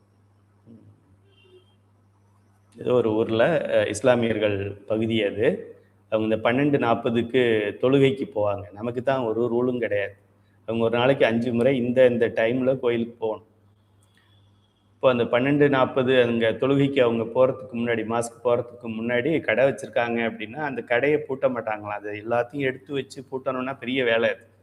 அதனால் அதை அப்படியே போட்டுட்டு போயிடுவாங்க. போயிட்டு அவங்க மாஸ்க் போயிட்டு நமாஸ் பண்ணிட்டு சாமி கும்பிட்டுட்டு பாட்டு பாடிட்டு வருவாங்க. அது வர்ற வரைக்கும் அந்த கடைகளுக்கு பூட்டு இருக்காதுன்னு கேள்விப்பட்டேன். பூட்ட மாட்டாங்க. யாராவது வந்து எடுத்துகிட்டு போயிட்டாங்கன்னா அந்த ஊரில் அப்படி எடுக்க மாட்டாங்கன்னு நினைக்கிறேன். எங்கள் ஊரில் அப்படி வச்சா வந்து பார்த்தா ஒன்றுமே இருக்காது, அள்ளிட்டு போயிடுவாங்க. அந்த ஊரில் அப்படி இருக்குது. ஸோ வீட்டில் இருந்து நம்ம உள்ளே நுழையும் பொழுது ஃப்ரண்ட் கேட்டு, அதுக்கு அடுத்த கேட்டு, மரக்கதவு, அதுக்கப்புறம் மரக்கதவு, அதுக்கப்புறமா ஜன்னல்கள், லைட்டு, ஃபேனு அதெல்லாம் அப்புறம் தான் ஆன் பண்ணுவோம் நம்ம. இது படிக்கிறதுக்கு ரொம்ப ஈஸியாக இருக்கும். லைட்டுன்றது எதை குறிக்குது? லைட்டு வெளிச்சத்தை குறிக்குது, நெருப்பு பஞ்சபூதங்களை குறிக்குது. ஃபேன் எதை குறிக்குது? காற்றை குறிக்குது. ஸோ காற்று, நெருப்பு அப்படிங்கிற எல்லா இடத்துலையும் உதாரணங்கள் ஒரு சாதாரணமாக இருந்தாலும் அது அந்த பஞ்சபூதங்களையோ எதையோ அதை குறித்து கொண்டு தான் இருக்கும். சவுதி அரேபியா, நாகராஜ் பெருமாள் சொல்லியிருக்காங்க. நான் இங்கே சொன்னது ஒரு ஊர் சொன்னேன், நாகப்பட்டினம் பக்கத்தில் ஏதோன்னு நினச்சிட்டு நான் சொன்னேன். சவுதி அரேபியா கண்ட்ரியில் யாரும் நமஸ் போகும் பொழுது கடைகளை, வியாபார ஸ்தலங்களை மூடுவது இல்லை அப்படின்னு ஐயா பதிவு செய்கிறாங்க. சவுதி அரேபியா அப்படித்தானா? இப்போ எப்படி இருப்பாங்க பாருங்க மக்கள் எல்லாம். சரி, இப்போ முழு வீட்டையும் நாம் புழங்க ஏற்றவாறு விரிவுபடுத்துவோம். மெயின் கேட்டு பூட்டோட சின்ன சாவி மட்டும்தான் நம்ம கையில் இருந்தது, அதை வச்சு மெயின் கேட்டை திறந்தோம். அப்புறம் அந்த அலிபாபா 40 திருடர்கள் கதை மாதிரி அந்த திறந்தா இந்த சாவியை அதுக்கு கீழே வச்சுட்டு போயிருப்போம். அதை எடுத்து இதை திறப்போம். இது திறந்த உடனே அதோட சாவியை அங்கே வச்சிருப்போம் மேல். அப்புறம் அதை எடுத்து அதை திறப்போம். அப்படி ஒன்னொன்னா திறந்து பெரிய வீடாயிடுச்சு. நம்ம ஊருக்கு போகும்போது ஒரு சாவி மட்டும் எடுத்துட்டு போனோம். இப்போ பெரிய வீடே நம்முடைய புழக்கத்திற்கு வந்து விட்டது. மாயையிலிருந்து தோற்றுவிக்கப்பட்ட காரிய பொருள்களுக்கு மாயேயம் என்று பெயர். மாயை இருந்துச்சு, இப்போ இறைவன் ஊதி இது அப்படியே இன்னொரு 30 தத்துவங்களுக்கு மாயை தத்துவத்தை தான் வச்சாரு. அப்படின்னு பலூன் ஊதுற மாதிரி ஊதி அவர் இப்போ 31 தத்துவங்களை எங்கேருந்து கொண்டு வந்தாரு? இந்த மாயை என்பது ஒன்று, அதிலிருந்து வந்த மற்றதெல்லாம் மாயேயம் என்று சொல்லக்கூடிய தத்துவங்கள். சில நாட்கள் கழித்து திரும்பவும் வெளியூர் செல்கிறோம் என்றால் வீட்டை என்ன செய்வோம்? கடைசியா உள்ள வரும்போது கடைசியா என்ன பண்ணமோ அதை தான் ஃபர்ஸ்ட் பண்ணுவோம். ஒரு உதாரணத்துக்கு சொல்றேன். பின்பக்க கதவை உள்ள வரும்போது என்ன பண்ணுவோம்? அதை திறந்து கடைசியா பின்பக்க கதவை திறந்துருந்துடும். இப்போ வெளியூர் போக போறோம் அப்படின்னா என்ன பண்ணுவோம்? எதை முன்னாடி செய்யும்போது கடைசியா செஞ்சோமோ அதை தான் இப்போ ஃபர்ஸ்ட் செய்யும். க்ளோஸ் பண்ணும் பொழுது அதை முதல்ல க்ளோஸ் பண்ண, அப்புறம் ஜன்னலை க்ளோஸ் பண்ண, அப்புறம் ஃபேன் ஆஃப் பண்ணு, லைட் ஆஃப் பண்ணு, அதான் வருது. வீட்டிற்குள் வந்தபோது ஓப்பன் பண்ணதெல்லாம் அதே இதை ரிவர்ஸ் ஆர்டர்ல க்ளோஸ்ன்னு செய்வோம். அதாவது ஏன் இதை அழுத்தி சொல்றோம்? ABCDEFGHIJKLMNOPQRSTUVWXYZ அப்படின்னு சொல்லிட்டு தலைகீழ சொல்லு அப்படின்னா சொல்ல வராது நமக்கு. சொல்றேன், ZYX அப்படிதான் நம்ம சொல்லணும். PAY அப்படி சொல்லக்கூடாது. ஏன்னா படிமுறை என்று இருக்கின்றது. உலகம் தோன்றும் பொழுது எப்படி தோன்றி விரிகிறதோ, ஒடுங்கும் பொழுது அப்படியே அதுக்குள்ளேயே அது ஒடுங்கும். முதல்ல நிலம் நீருக்குள்ள ஒடுங்கும், நீர் நெருப்புக்குள்ள ஒடுங்கும், நெருப்பு காற்றுக்குள்ள ஒடுங்கும், காற்று ஆகாயத்தில் ஒடுங்கும். தோன்றும் பொழுது ஆகாயத்திலேருந்து காற்று வரும், காற்றுலேருந்து நெருப்பு வரும், நெருப்புலேருந்து நீர் வரும், நீர்லேருந்து நிலம் வரும். அப்படி விரியும் பொழுது 1 2 3 4 5, சுருங்கும் போது 5 4 3 2 1 அப்படி சொல்லுவோம். மாற்றி சொல்லக்கூடாது. இதுவரை பெரிய வீடாக நம் புழக்கத்தில் இருந்தது, இப்போது வெறும் சாவியாயிடுச்சு. இப்போ வீடு திரும்ப சாவியாயிடுச்சு. மகாராஷ்டிராவில் சிங்கனாப்பூர்லேயும் அது போல இருக்குமா? சனி சிங்கனாப்பூர். வீடுகள் மற்றும் கதவுகளுக்கு கடையே கிடையாது. யாரு? ராமரவி. அருமை அருமை அருமை. சரி, ஆன்மாவானது சாதாரண விழிப்பு நிலையில் 5 உடல்களோடும் பொருந்தி இருக்கும். இப்போ இந்த 5 உடல் என்று சொன்னாலும் 31 தத்துவங்கள் என்று சொன்னாலும் ஒண்ணுதான். ஆன்மா நார்மலா நனவு நிலை, இப்போ நம்ம முழிச்சுக்கிட்டு பேசிக்கிட்டு இருக்கிற இந்த நிலையில என்ன பண்ணும் அப்படின்னாக்க எல்லா கருவிகளும் இப்போ செயல்படுது. இப்போ எனக்கு எத்தனை கருவி செயல்படுது அப்படின்னா 36 செயல்படுது. என் உடம்புல இருந்து 31 செயல்படுது. ப்ளஸ் சிவபெருமான் மேல இருந்து டார்ச் லைட் அடிக்கிற மாதிரி ஒரு 5 கருவியை வச்சு அவர் நடத்திக்கிட்டு இருக்கிறாரு. நான் இப்போ அந்த 31 பக்குவம் ஆயிட்டேன்னா எங்க போவேன்? அந்த 5க்கு போவேன். இப்போ நான் 5க்கு போறதுக்கு தகுதியானவனா அப்படின்றது எப்படி தெரியும்? அந்த 5க்கு இப்போ என்னை அவங்க பார்த்துக்கிட்டே இருக்காங்க. நான் என்ன பண்றேன், நான் எப்படி வளர்றேன், நான் என்ன அனுபவத்தை பெற்றிருக்கிறேன், அந்த 24 தாண்ட தயாராயிட்டேனா, 24 தாண்டிட்டேனா, 7ல் இருக்கிறேனா, 7ல் எப்படி இருக்கிறேன், ஓகே 7ஐயும் தாண்ட தயாரா இருக்கிறேனா, அப்போ அந்த 5க்கு வர்றதுக்கு தகுதி இருக்கா? அப்போ அந்த 5ஐயும் தாண்டி அருட்பெருஞ்சோதியாக நமக்கு ஞானமே வடிவாக இருக்கின்ற பெருமான், இங்கெல்லாம் உடல் கொண்டிருக்கின்ற பெருமான், ஞானமே வடிவாக கொண்டிருக்கின்ற பெருமானை நம்ம அடையிறதுக்கு தகுதியா இருக்கிறோமான்னு பார்க்கறது அந்த 5. உடம்புல நமக்கு இருக்கிறது 31. இந்த கனவு நிலையில், இது நனவு நிலையில இப்போ எல்லாமே ஒர்க் ஆகிட்டு இருக்கு. நம்ம பேசிக்கிட்டு இருக்கோம். யாராவது என் வகுப்புல தூங்குறீங்களான்னு தெரியல, தூங்க மாட்டீங்கன்னு நினைக்கிறேன். அப்படி நீங்கள் தூங்காமல் இருந்தால் இப்போ எல்லாருக்கும் 36 கருவிகளும் வேலை செய்யுது. உடம்புல ஒருத்தர் உடம்பு நம்ம அந்த 5 கருவி எல்லாருக்குமே பொதுவாக இருக்கு. உங்களையும் அதுதான் பார்க்குது, என்னையும் அதுதான் பார்க்குது. இந்த 31 கருவிகள் நீங்கள் வேற, நான் வேற. இந்த 31 கருவிகளும் பணி செய்து கொண்டிருக்கிறது நார்மலாக நனவு நிலை, தூங்காத நிலை என்று பெயர். இப்போ கொஞ்சம் தூக்கம் வருது. மலேசியா மாணவர்களுக்கெல்லாம் இப்போ அவங்க ஊரில் மணி என்னன்னா 10 மணி ஆயிடுச்சு. நைட்டு 10 மணி. சீக்கிரம் சொல்லி முடிக்கக்கூடாதா? 5 உடல் இருக்கு. காரண உடல், கஞ்சிக உடல், குண உடல், தூள உடல், சூக்ம உடல், தூள உடல். அவ்வளோதான். 5 மினிட்ஸ்ல முடிக்கிறத விட்டுட்டு 1 மணி நேரமா பேசிக்கிட்டு இருக்காரு அப்படின்னு அவங்க தூங்கி பாதி தூக்கத்துல கேட்டுக்கிட்டு இருக்கிறாங்க. அப்படி பாதி தூக்கத்துல இருக்கிறதுக்கு பேரு கனவு நிலை என்று பெயர். நம்ம தூங்கும் பொழுது நிறைய பேர் கனவு வருது. எல்லாருக்குமே கனவு வரும் மோஸ்ட்லி. கனவு நம்ம வாழ்க்கையை விட்டுட்டு கனவு தான் நல்லா வருமானு பார்த்தா அது இதை விட மோசமாக வரும். கனவுல ஒரு இக்கட்டான சூழ்நிலை வந்து ஐயோ சாமி நம்ம ஒன்றும் முடியலை என்னை காப்பாத்துன்னு சொன்னால் நமக்கு முழிப்பு வந்துடுது. ஆனால் கனவாவது நமக்கு ஒழுங்காக வருதா அப்படின்னா வரமாட்டேங்குது. கனவு ஒழுங்காக வரலன்னா ஏன் அப்படி ஒழுங்காக வர மாட்டேங்குது? அதுக்கு ஏதோ ஒரு பாவத்தை நம்ம பண்ணியிருக்கிறோம். தீவினைகளை பண்ணியிருந்தால் தான் கனவு கூட துன்பமாக முடியும். பல நாள் கனவுல நமக்கு வேற வழி இல்லாமல் இக்கட்டான சூழ்நிலை எல்லாம் போயிருப்போம், எல்லாம் நம்மளை விட்டுட்டு பஸ்ஸு போயிருந்திருக்கோம். ஐயோ ஊருக்கு போகணுமே என்ன பண்ணுறது அப்படின்னு நினைக்கும் பொழுது நமக்கு முழிப்பு வந்துடும். மாட்டிக்கிட்டோமே என்ன பண்ணுறது, ஐயோ காணாமல் போயிடுச்சே என்ன பண்ணுறது. ஏதாவது ஒரு இக்கட்டான சூழல் வரும்போது ஆட்டோமேட்டிக்காக முழிப்பு வந்துடுது. கனவாவது ஒழுங்காக வருதான்னா பாதி பேருக்கு பாதி நாட்கள் அது போல் ஒழுங்காக வர்றதில்லை. அப்படி நம்ம கனவு கண்டுக்கிட்டு தூங்குறோம் இருக்கோம் இல்லையா, அந்த தூக்கம் முழுமையான தூக்கம் கிடையாது. கனவு வந்துருச்சு அப்படின்னாலே தூக்கம் சரியில்லைன்னு அர்த்தம். அதை நல்லா தெரிஞ்சுக்காங்க. நல்லா கனவு வந்துச்சு தூங்கிட்டேன்னு சொன்னால் சரியாக தூங்கலைன்னு அர்த்தம். சரியாக தூங்கினா கனவையும் நம்ம உணர முடியாது. இப்போ இந்த கனவு நிலைங்கிறது நல்ல டீப் ஸ்லீப்புக்கும் முழிச்சுக்கிட்டு இருக்கிறதுக்கும் நடுவில் இருக்கிற ஒரு அரைகுறை தூக்கம். அந்த நிலையில் வந்து பல கருவிகள் குறைஞ்சி போயிடும், சுவிட்ச் ஆஃப் ஆகிடும். நம்ம கனவு கண்டுக்கிட்டு இருக்கும் பொழுது கனவு காணும் பொழுது நமக்கு ஒரு வாழ்க்கை இருக்கிறது, நம்ம இந்த வாழ்க்கையில் வாழ்ந்துக்கிட்டு இருக்கிறது, நம்ம பேசுகிறோம், நம்ம ஒரு இடத்துக்கு போகிறோம், பஸ்ஸில் ஏறிட்டோம், அங்கேயே ஒரு உலகம் நடந்துக்கிட்டு தான் இருக்கு. ஆனால் இந்த உலகத்துலேருந்து நம்ம மறைஞ்சிட்டோம். இந்த கண்ணு இப்போ எதையும் பார்க்கல. இப்போ பார்த்துக்கிட்டு இருக்கிற இந்த கண்ணு கனவு காணும் பொழுது இது பார்க்கறது இல்லை. அப்போ என்னாச்சு, இந்த கருவி ஆஃப் ஆயிடுச்சு, சுவிட்ச் ஆஃப் பண்ணிட்டாங்க. நம்ம இப்போ நைட்டில் ஒரு கல்யாண மண்டபமோ இல்லை பெரிய வீட்லேயோ ஈவினிங் டைமில் எல்லா லைட்டும் ஆனில் இருக்குது. படுக்கும் பொழுது ஒன்றா ஆஃப் பண்ணிட்டு படுக்கிறோம். அதுபோல் கனவு நிலைக்கு வரும் பொழுது இந்த கண்ணு பார்க்கறத நிறுத்திடுது, காது கேட்கறத நிறுத்திடுது. அந்த கனவுல உள்ள பேச்சு, கனவுல உள்ள நிகழ்ச்சிகள்லையே நம்ம இருக்கிறோமே தவிர இங்கே பேசிக்கிட்டு இருக்கிறாங்க பக்கத்தில் 2 பேர், அது நமக்கு காதுல கேட்கறது இல்லை. காது இருக்கு, உயிர் இருக்கு, ஆனால் கேட்க மாட்டேங்குது. ஏன்? ஆஃப் ஆயிருக்கு. ஃபேன் இருக்கு, சுவிட்ச் இருக்கு, ஃபேன் ஓட மாட்டேங்குது. ஏன்? ஃபேன் ஆஃப் ஆயிருக்கு. யார் ஆஃப் பண்றது? சிவபெருமான் தான் பண்ணணும். வேற யார் பண்ண முடியும்? என் பேரனா அவனுக்கு எப்படி டிராயர் போடுறதுன்னு கூட தெரியாது. அவன் எப்படி எனக்கு ஆஃப் பண்ணுவான் சுவிட்ச்? அவனுக்காக என் வாழ்க்கையை வீணாக்கிக்கிட்டு இருக்கேன். ஒரு பேரனுக்கும் பிறக்கும் போதே என்கிட்ட ஒன்றும் சொத்து இல்லடான்னு சொன்னா அவன் நம்ம கிட்ட பாட்டின்னு கூட கூப்பிட மாட்டான். ஏதோ இருக்குது போல் இருக்கு இந்த பாட்டிக்கிட்ட அப்படின்னு நினைச்சுக்கிட்டு தான் நம்ம கிட்ட பாட்டி பாட்டின்னு சொல்றாங்க. ஆக இறைவன் நமக்கு என்றும் என்றும் என்றும் எல்லா பணிகளையும் நம்முடைய வேலைக்காரனாக இருந்து வேலை செய்து கொண்டிருக்கின்றான். இதை ஆஃப் பண்ண வேண்டிய நேரத்தில் ஆஃப் பண்ணுறான். அப்படியே ஆஃப் பண்ணியே போட்டானா என்ன ஆகிறது? போட மாட்டான். காலையில் எழுந்துச்சு வேலை பார்க்கணும்ல, அப்போ ஆன் பண்ணி கொடுப்பான். யார் ஆன் பண்ணுறது? சிவபெருமான் தான் ஆன் பண்ணணும். வேற யார் ஆன் பண்ண முடியும்? மலம் அதுவா ஆனாய்க்குமா? உயிருக்கு தெரியுமா ஆன் பண்ணணும்னு சொல்லி? உயிர் தானே முழிச்சுக்கிட்டு இல்லாமல் கனவு கண்டுக்கிட்டு இருக்கு. கண்ணு பார்க்க மாட்டேங்குது, காது கேட்க மாட்டேங்குது, மூக்கு நுகர மாட்டேங்குது. அது பக்கத்தில் தூங்கிக்கிட்டு இருக்கிறவன் பக்கத்தில் மல்லிகைப்பூ வச்சா சூப்பர் அப்படியா சொல்கிறாங்க, சொல்ல மாட்டேங்கிறாங்களே.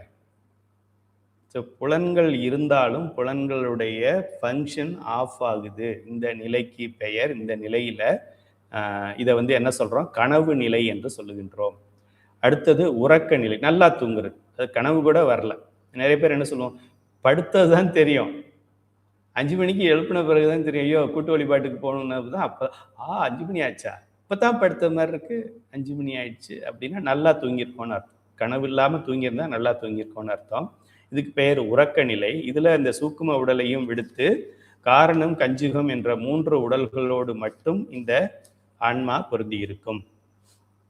பேருறக்க நிலை, அதை விட இன்னொரு டீப் ஸ்லீப், ஆல்ஃபா ஸ்டேஜ்னு சொல்லுவாங்க. அந்த பேருறக்க நிலையில குணங்களையும் விடுத்து காரணம் கஞ்சுகம் என்ற 2 உடல்களோடு மட்டும் பொருந்தியிருக்கும்.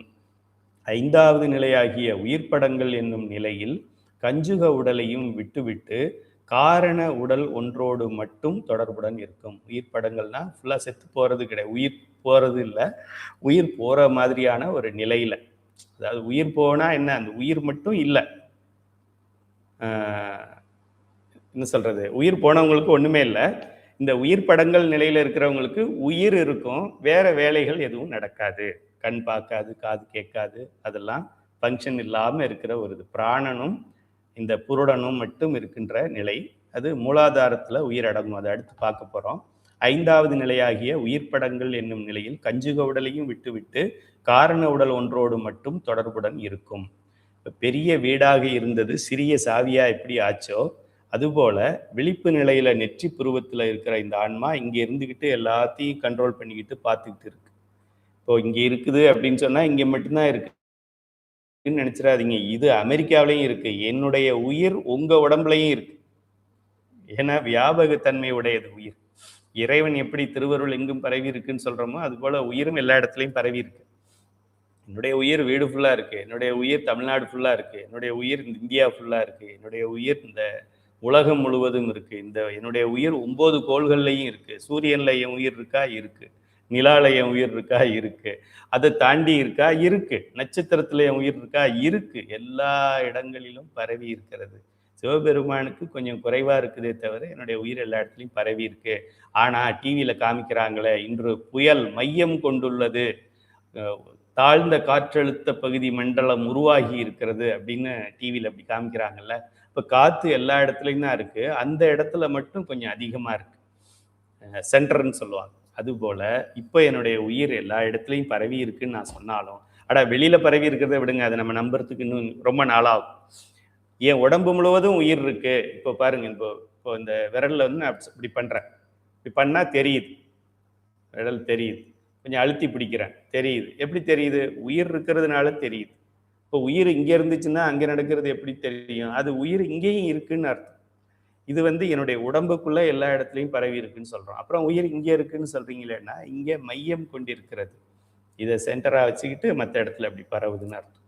அதுபோல பெரிய இப்படியாக ஆன்மாவானது வெளிப்பு நிலையில் நெற்றி புருவத்திலையும் கனவு நிலையில் கண்டத்திலும், இங்கேருந்து வகுப்பு நடத்திக்கிட்டு இருந்தவர் இறங்கி இங்கே உட்காந்து கிளாஸ் நடத்த ஆரம்பிப்பார். இப்போ இங்கே இருக்கிற மாணவர்களுக்கு அது கேட்காது. இங்கே கனவு நிலையிலே இங்கே கண்டத்திலும், அடுத்ததாக உறக்க நிலையில் நல்லா டீப் ஸ்லீப்னு சொல்கிறாங்க, ஆழ்ந்த தூக்கம், அதில் இதய பகுதியிலும் கீழே இறங்கி இங்கே வந்துடும், இதய பகுதியிலும், பேருறக்க நிலையில் தொப்புள் பகுதியிலும், தொப்புளுக்கு வந்துடும், உயிர்ப்படங்கள் நிலையில் மூலாதாரம்ங்கிற ஒரு இடத்துல போய் உயிர் அமைதியா அங்கேயே உட்காந்து, அங்கே இருந்துக்கிட்டு மற்ற இடத்துக்கு லைட் எடு, இங்கேருந்து அங்கேருந்து அப்படி எல்லா இடத்துக்கும் அது பண்ணுது. இதையெல்லாம் நாம் அறிந்து தெளிந்தால் அதுதான் ஞானம். இப்படியெல்லாம் இருக்கு, உயிர்னு ஒன்று இருக்கு, உடம்புன்னு ஒன்று இருக்கு, 5 அடுக்கு இருக்கு, நனவு நிலைன்னு ஒன்று இருக்கு, கனவு நிலைன்னு ஒன்று இருக்கு, பேருறக்க நிலைன்னு ஒன்று இருக்கு, பேருறக்கத்துக்கு கீழே அடுத்து என்ன இருக்கு, உறக்க நிலைன்னு ஒன்று, உறக்க நிலை இருக்கு, பேருறக்க நிலை தொப்புள்ள இருக்கு, அதுக்கு கீழே உயிர்ப்படங்கள் மூலாதாரத்தில் இருக்கு. இதெல்லாம் அவ்வளோ ஈஸியாக இன்ஜினியர்களுக்கும் சயின்டிஸ்ட்டுக்கும் புரியாது. ஒரு கிளாஸ்லையும் ஐயா ஏன் ஒரு 3 பேரை திட்டுவார். திருஞான சம்பந்த பெருமான் எல்லா பதிகத்தையும் பார்த்தீங்கன்னா 8வது பாடலில் ராவணனை திட்டுவார், 9வது பாடலில் இப்போ திருமால் பிரம்மன் திருவண்ணாமலை கதையில் முட்டாள்தனமாக போய் நான் பெரியவன் சொல்லிட்டு இருந்தாங்களே அப்படின்னு 9வது பாடலில் அவங்கள திட்டுவார்.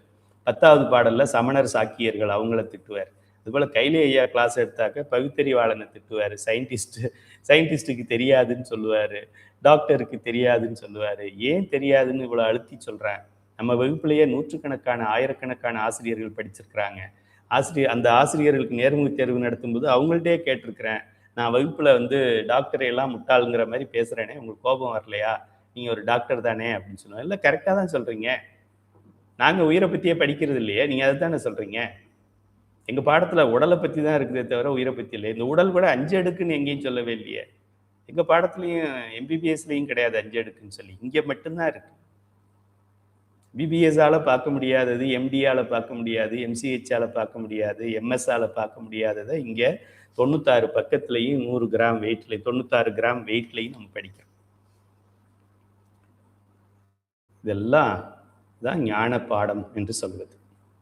அடுத்ததாக மெடிடேஷன் பண்ணணும், தியானம் பண்ணணும், மனது அமைதி வேண்டும் அப்படிலாம் சொல்கிறாங்க இல்லையா. இது ஒருத்தரும் ஒரு குருநாதர், ஒருத்தர் வந்து ஈஷா யோகா ஃபாலோ பண்ணுவாங்க, ஒருத்தர் பல குருநாதர்கள் இருக்காங்க, ஒருத்தரையும் ஃபாலோ பண்ணுவாங்க. நமக்கு மெயினாக அதுக்கு வந்து 30 நிமிஷம் வேணுங்கிறது கிடையாது, 30 நொடியிலேயே நம்ம அதை உணர்ந்து விடலாம் அப்படின்னு அவர் எக்ஸாம்பிள் கொடுத்துருக்குறேன். ஒரு டெமோ செஞ்சு பார்க்குறோம். ஏன்னா இப்போ இந்த உடல் 5 அடுக்களால் ஆனது அப்படிங்கிறதுக்காக நான் அதை கொடுத்துருக்குறேன். முதல் கேள்வி, நான் யார் அப்படின்னு ஒரு கேள்வியை கேட்குறோம். இப்போ நம்ம இந்த 5 அடுக்கு உடல் படித்ததுனால முதல் கேள்வியில் நான் இப்போ என்ன கேட்குறேன், நான் யார்? இதுதான் ஃபஸ்ட்டு கேள்வி. எல்லா சமயங்களும் ஒரு கேள்விக்கு பதில் சொல்லணும் அப்படின்னா நான் யாருங்கிறதுக்கு பதில் சொல்லணும். நான் யாருங்கிறதுக்கு எந்த சமயம் முழுமையாக பதில் சொல்லுகிறதோ அதுதான் மேன்மைகொள் சமயம்னு பேர். அந்த மேன்மைகொள் சமயம் எது அப்படின்னா சைவ சமயம் மட்டுமே. அதனால தான் அதை தாய் சமயம் என்று சொல்லுகின்றோம். மற்றதெல்லாம் அறகுறையாக சொல்லும். ஒரு யானை எப்படி இருக்கும் அப்படின்னா, ஏதோ ஒரு சமயம் வந்து அந்த யானையை, அந்த ஒரு இடது கால் இருக்குல்ல, பின்பக்கத்தில் இடது கால், அந்த கால் பின்னால் இருக்க இடது காலை பற்றி அது அங்கே தான் பார்க்கும், அது சொல்லும். இந்த சமயம் என்பது எப்படி இருக்குன்னா, அது வட்டமாக இருக்கிறது, அதில் கீழே நகம் இருக்கிற மாதிரி ஒரு நகம் இருக்கிறது, கடினமான பகுதி இருக்கிறது, அப்புறம் கொஞ்சம் தோல் போல இருக்கிறது, அப்புறம் கொஞ்சம் பெண்டு இருக்கிறது, அப்புறம் தொடைப்பகுதி இருக்கிறது, அப்புறம் அப்படி இருக்கிறது. இதுவே சமயம், இதுவே வாழ்க்கை, இதுவே கடவுள், இதுதான் பிரபஞ்சம், இதுதான் வாழ்க்கையின் நோக்கம் அப்படின்னு சொல்லுவோம். இன்னொரு சமயம் அந்த யானையோடைய காதுல கையை வச்சுக்கிட்டு, சமயம் என்றால் பெரிதாக இருக்கிறது, பட்டையாக இருக்கிறது, சில இடங்களிலே மேடு பள்ளமாக இருக்கிறது, ஃப்ளெக்சிபிளாக இருக்கிறது, இப்படி இருக்கிறது அப்படி இருக்கிறதுன்னு ஒரு காதை ஃபுல்லாக வர்ணிச்சு, இதுவே சமயம், இதுதான் கடவுள், இதுதான் பிறப்பு, இதுதான் பிரபஞ்சம், இதுதான் பிரம்மம், இதுதான் உயிர் அப்படின்னு ஏதோ ஒன்று சொல்லிட்டு அப்படி ஒரு சமயமும் ஒன்னொன்னை தெளிவாக சொல்லுது. இந்த சமயம் மட்டுமே எல்லாத்தையும் சேர்த்து இந்த யானையை ஃபுல்லாக 3Dயில் வீடியோ எடுத்து கொடுக்கறது, உள்ள ஸ்கெட்சு எண்டோஸ்கோப்பி பண்ணுற மாதிரி உள்ளுக்குள்ளே என்ன இருக்குன்னு காமிக்கிறது, வெளியில் முழுமையாக என்ன இருக்குன்னு காமிக்கிறது இந்த மேன்மைகொள் சைவ நீதி மட்டுமே. அதனால தான் இதை மேன்மைகொள் சைவ நீதின்னு சொல்கிறோம். சித்தாந்தம்னு சொன்னாலே சைவ சித்தாந்தத்தை தான் சொல்கிறாங்க. ஏன்னா அதுதான் முழு சித்தாந்தம். 36 தத்துவங்களும் வேற எந்த ஒரு சமயத்திலும் சொல்லப்படவில்லை. இந்த 36 மட்டும் இல்லை, அடுத்த வகுப்புல 60 தாத்வீகங்கள் வேற படிக்க போறோம். அதுபோல இந்த பிரபஞ்சத்திலே இதுவரையிலும் எந்த சமயமும் இல்லை, இனிமேலும் எந்த சமயமும் வர முடியாது. அப்படி ஒரு சமயத்தை தெரிஞ்சுக்கிறதுக்கும் படிக்கிறதுக்கும் 25 ரூபாயில நமக்கு ஒரு புத்தகம் கிடைச்சிருக்குன்னா இதை படிக்காம வேற எதை படிக்கிறதுக்கு நமக்கு நேரம் இருக்கு? இதை படிக்க நேரம் இல்லை, இந்த வீடியோவை கேட்க நேரம் இல்லை, இதுக்கு ஒரு அசைன்மெண்ட் எழுத நேரம் இல்லை, இதுக்கு தேர்வு எழுத நேரம் இல்லை. இப்போ எதுக்குத்தான் நேரம் இருக்கு? சரி, ஃபர்ஸ்ட் நான் வந்து இப்போ 5 அடுக்கு உடல்னு சொல்லிட்டோம். இப்போ என் உடல் 5ஆ இருக்கு. இப்போ நான்ங்கிறது யாரு?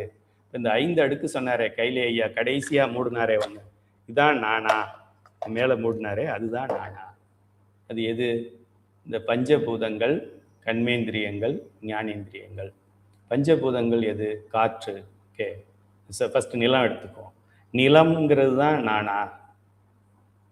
நிலம்ங்கிறது நானா? நான் தான் நிலமா? இல்லையே, நிலம் வேற, நான் வேற. அப்புறம் நீருங்கிறது நானா? இல்லையே, அது கடல் இருக்கு அங்கே சென்னை பக்கத்தில் ஈசிஆர், அது வேற, நான் வேற. அப்புறம் காற்றுங்கிறது நானா?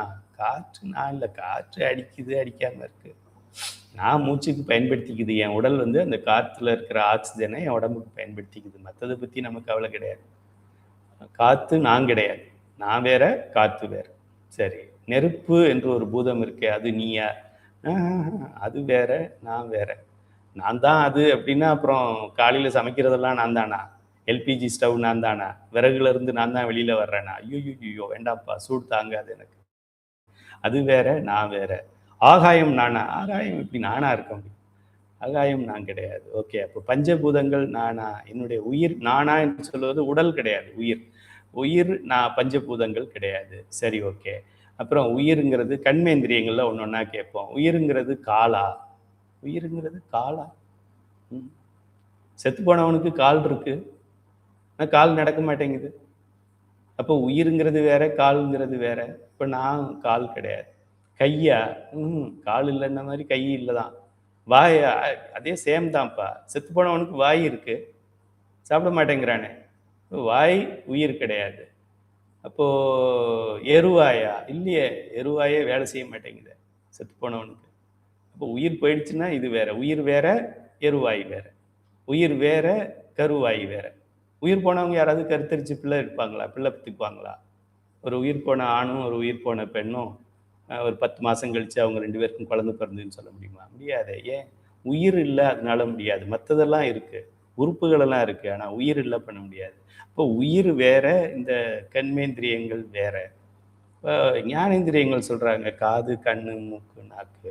செத்து போனவனுக்கு எல்லாமே இருக்கு. அப்படியே தான் இருந்துச்சு. அரை மணி நேரத்துக்கு முன்னாடி நல்லா பேசிக்கிட்டு தான் இருந்தாரு. ஐயோன்னாரு, இப்போ காணும்.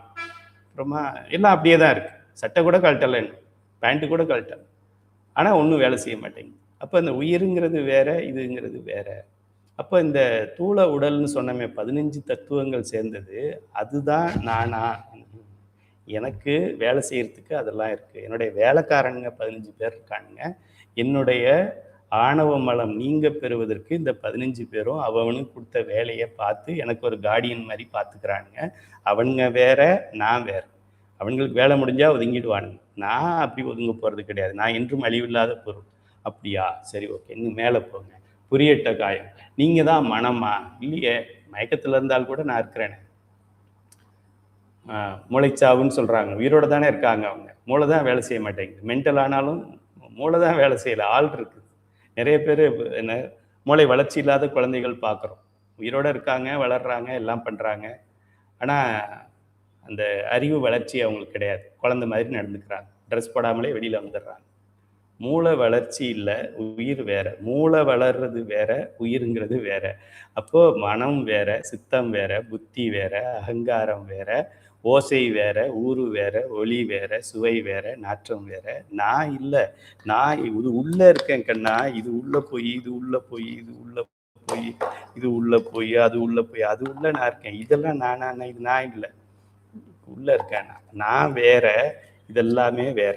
இது வேற, இது வேற, இது வேற, இது வேற. எல்லாம் ஒன்னொன்னா எடுத்தா இது வேற, அதுக்குள்ள இருக்கிறது வேற, அதுக்குள்ள இருக்கிறது வேற. அதுக்குள்ள இருக்கிறனே, அதுதான் நான். அப்படிங்கிறத நம்ம அருமையா நினைச்சோம்னா, இதை விட பெரிய தியானம் நீங்க இமயமலையில கூட பண்ண முடியாது. இமயமலையில உட்காந்து என்ன தியானம் பண்ற? வாழ்க வளமுடன் என்ன தியானம் பண்றாங்க? நான் யார் அப்படிங்கிறத இந்த 5 அடுக்கு உடல்ல ஸ்டெப் 1, ஸ்டெப் 2, ஸ்டெப் 2 அப்படி போறாங்களா? நான் கால தத்துவமா? காலத்தால் காலத்தால் என்னுடைய கைலை ஐயாவுக்கு தான் காலம். 55 வயசு ஆயிடுச்சு, இன்னும் 5 வயசோ 10 வயசோ 15 வயசோ 20 வயசோ சுவாகா. இது காலத்தால் இவருடைய வாழ்க்கை இத்தனை ஆண்டு வாழ்ந்தார் அப்படிங்கிறது இந்த உடலுக்கான காலம். போன பிறவிக்கு காலம் உங்களுக்கு தெரியுமா? அதுக்கு முந்தின பிறவியோட காலம் உங்களுக்கு தெரியுமா? நான் பிறக்கிறதுக்கு காலம், நான் என்னுடைய உயிர் தோன்றிய காலம்னு ஏதாவது இருக்கா? காலமே இப்பதான் தோன்றி இருக்கு. வித்யா தத்துவத்தை எனக்காக சேர்த்தான் இறைவன். இப்பதான் காலமே தோன்றுது. நான் காலத்திற்கு முந்திய வேண்ட காலகாலம், காலத்தையே ஒடுக்குகின்றவன் நான் சிவபெருமான் சீடன்.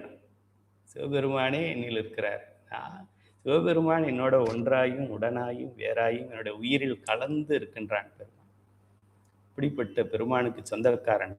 அவன் மன்னன், நான் அவனுடைய மகன், ராஜகுமாரன். எனக்கு 18 வயசு ஆயிடுச்சு அப்படின்னா மன்னனாக நான் தான் வரப்போகின்றேன். எனக்கு முடிசூட்டுவதற்கெல்லாம் தயாராக இருக்கின்றார்கள். எப்படி தசரதன் ராமனுக்கு பட்டம் சூட்டினாரோ, சூட்ட நினைத்தாரோ, அதுபோல என் தலைவன் எனக்கு, இவன் கைலை துரைசாமி என்பவன் சச்சிதானந்தன் அப்படின்னு ஒரு முடிசூட்டு விழாவுக்காக அவர் ஏற்பாடெல்லாம் பண்ணி பத்திரிகையெல்லாம் அடிச்சு சாப்பாடெல்லாம் போட்டாரு, சாமியானா போட்டாச்சு. நான் தான் இன்னும் உள்ள போய் அதை வாங்கிக்கல அப்படிங்கிற நிலையில தான் நம்ம இருக்கோம்.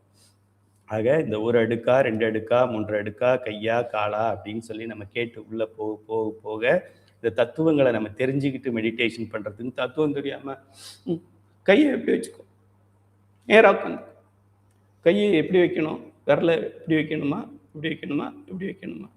அவர் சொன்னார் இதான் சின்முத்திரை சொன்னார், இவர் சொன்னார் கொஞ்சம் மடக்கணும், அவர் சொன்னார் நெகம் இந்த கோட்டில் இருக்கணும்னு சொன்னார். இதெல்லாம் ஒரு புண்ணாக்கும் தேவையில்லை. கையை கட்டிக்கிட்டு இந்த பஞ்சபூதம் நானா, என்னுடைய உயிர் தான் இந்த பஞ்சபூதமா, ஃபர்ஸ்ட் கேள்வி. என்னுடைய உயிர் தான் கண்மேந்திரியமா, இல்லை இது ரெண்டும் வேற வேறையா? என்னுடைய உயிர் தான் ஞானேந்திரியமா, வேற வேற? இது வேற வேறன்னு நமக்கு தெரியும் சாமி, இப்போ தானே படித்தோம். உயிர் மேலே இதை சேர்த்தான் இதை சேர்த்தான் இதை சேர்த்தான் இதை சேர்த்தான்னு விடிய விடிய கதை கேட்டு சீதைக்கு ராமன் சித்தப்பன்ற மாதிரி. அப்போ உயிர் யாரு? உயிர் வேறப்பா, அது மேலே இதெல்லாம் சேர்த்ததுப்பா. நான் இல்லை இந்த 36, நான் வேறு. உற்றாரை யான் வேண்டேன். மாணிக்கவாசகர். நம்ம என்ன நினச்சிக்கிறோம், ஐயோ திருநீர் அணிஞ்சு உத்திராக்கம் போட்டு திருவாசகம் படித்தா பொண்டாட்டி பிள்ளையெல்லாம் வேண்டான்னு ஆயிடுமோ அப்படின்னு கவலைப்படுறோம். பொண்டாட்டி புள்ள, பொண்டாட்டி, புள்ள, பேரன் எல்லாம் இதுதான் நமக்கு. 36 தத்துவம் தான். பொண்டாட்டி, பேரன், பேச்சு.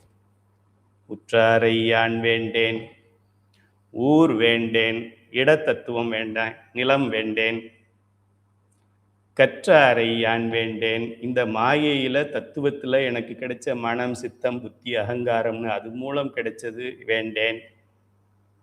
மாயையால கிடைச்சது மாயை தானே இருக்கும்.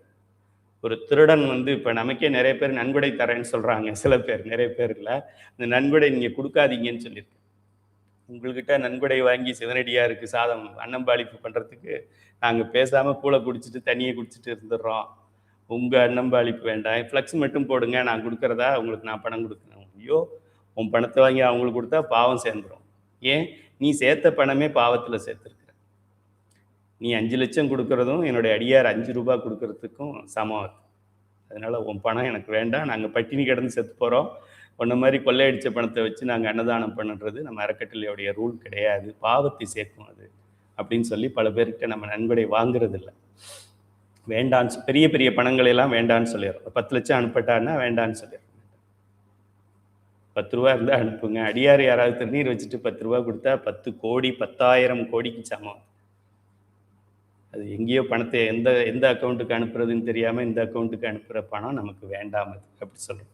ஆக உற்றாரை யான் வேண்டேன், ஊர் வேண்டேன், பேர் வேண்டேன், கற்றாரை யான் வேண்டேன், கற்பனவும் இனி அமையும். நான் இந்த 36 தத்துவங்கள் அல்ல, நான் இந்த 36 தத்துவங்கள் அல்ல என்பதை தெரிந்து கொள்வதற்காக இந்த பெருமானும் பெருமாட்டியும் முருகனும் விநாயகனும் எனக்கு என்னை கழுவி குளிப்பாட்டி குளிப்பாட்டி குளிப்பாட்டி குளிப்பாட்டி குளிப்பாட்டி இந்த அளவு கொண்டு வந்திருக்காங்க.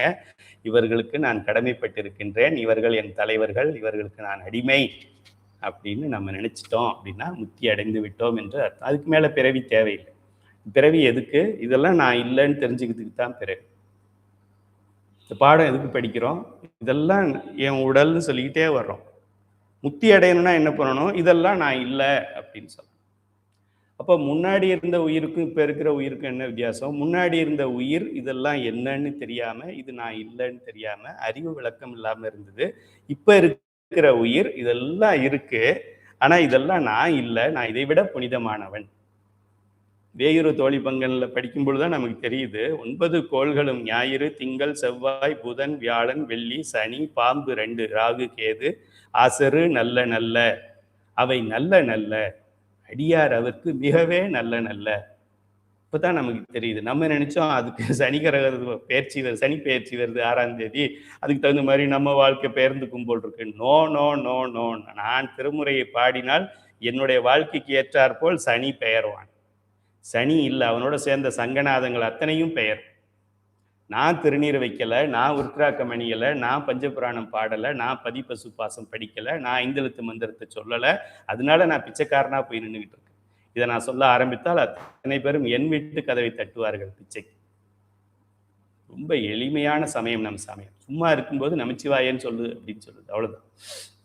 அப்போ இன்னைக்கு நம்ம கற்றிருக்கின்ற இந்த பாடம், இந்த பிறவியிலே நாம் பெற்ற ஒரு மிகப்பெரிய ஒரு ஞானம். கற்பனவும் இனி அமையும். குற்றாலத் தமர்ந்துரையும் கூத்தா உன் குறைகளற்கே கற்றாவின் மனம் போல கசிந்து உருக வேண்டுவனே. அதுதான் எனக்கு வேணும். இதெல்லாம் எதுக்கு இந்த தத்துவம் எல்லாம்? கண்ணு வேண்டாம் எனக்கு. கண்ணு எதுக்கு? சிவபெருமானுடைய பேரானந்தத்தை என்னுடைய உயிருக்குள்ள இறைவன் இருக்கிறான்னு தெரிஞ்ச பிறகு கண்ணு எத்தனாவது தத்துவம் எனக்கு?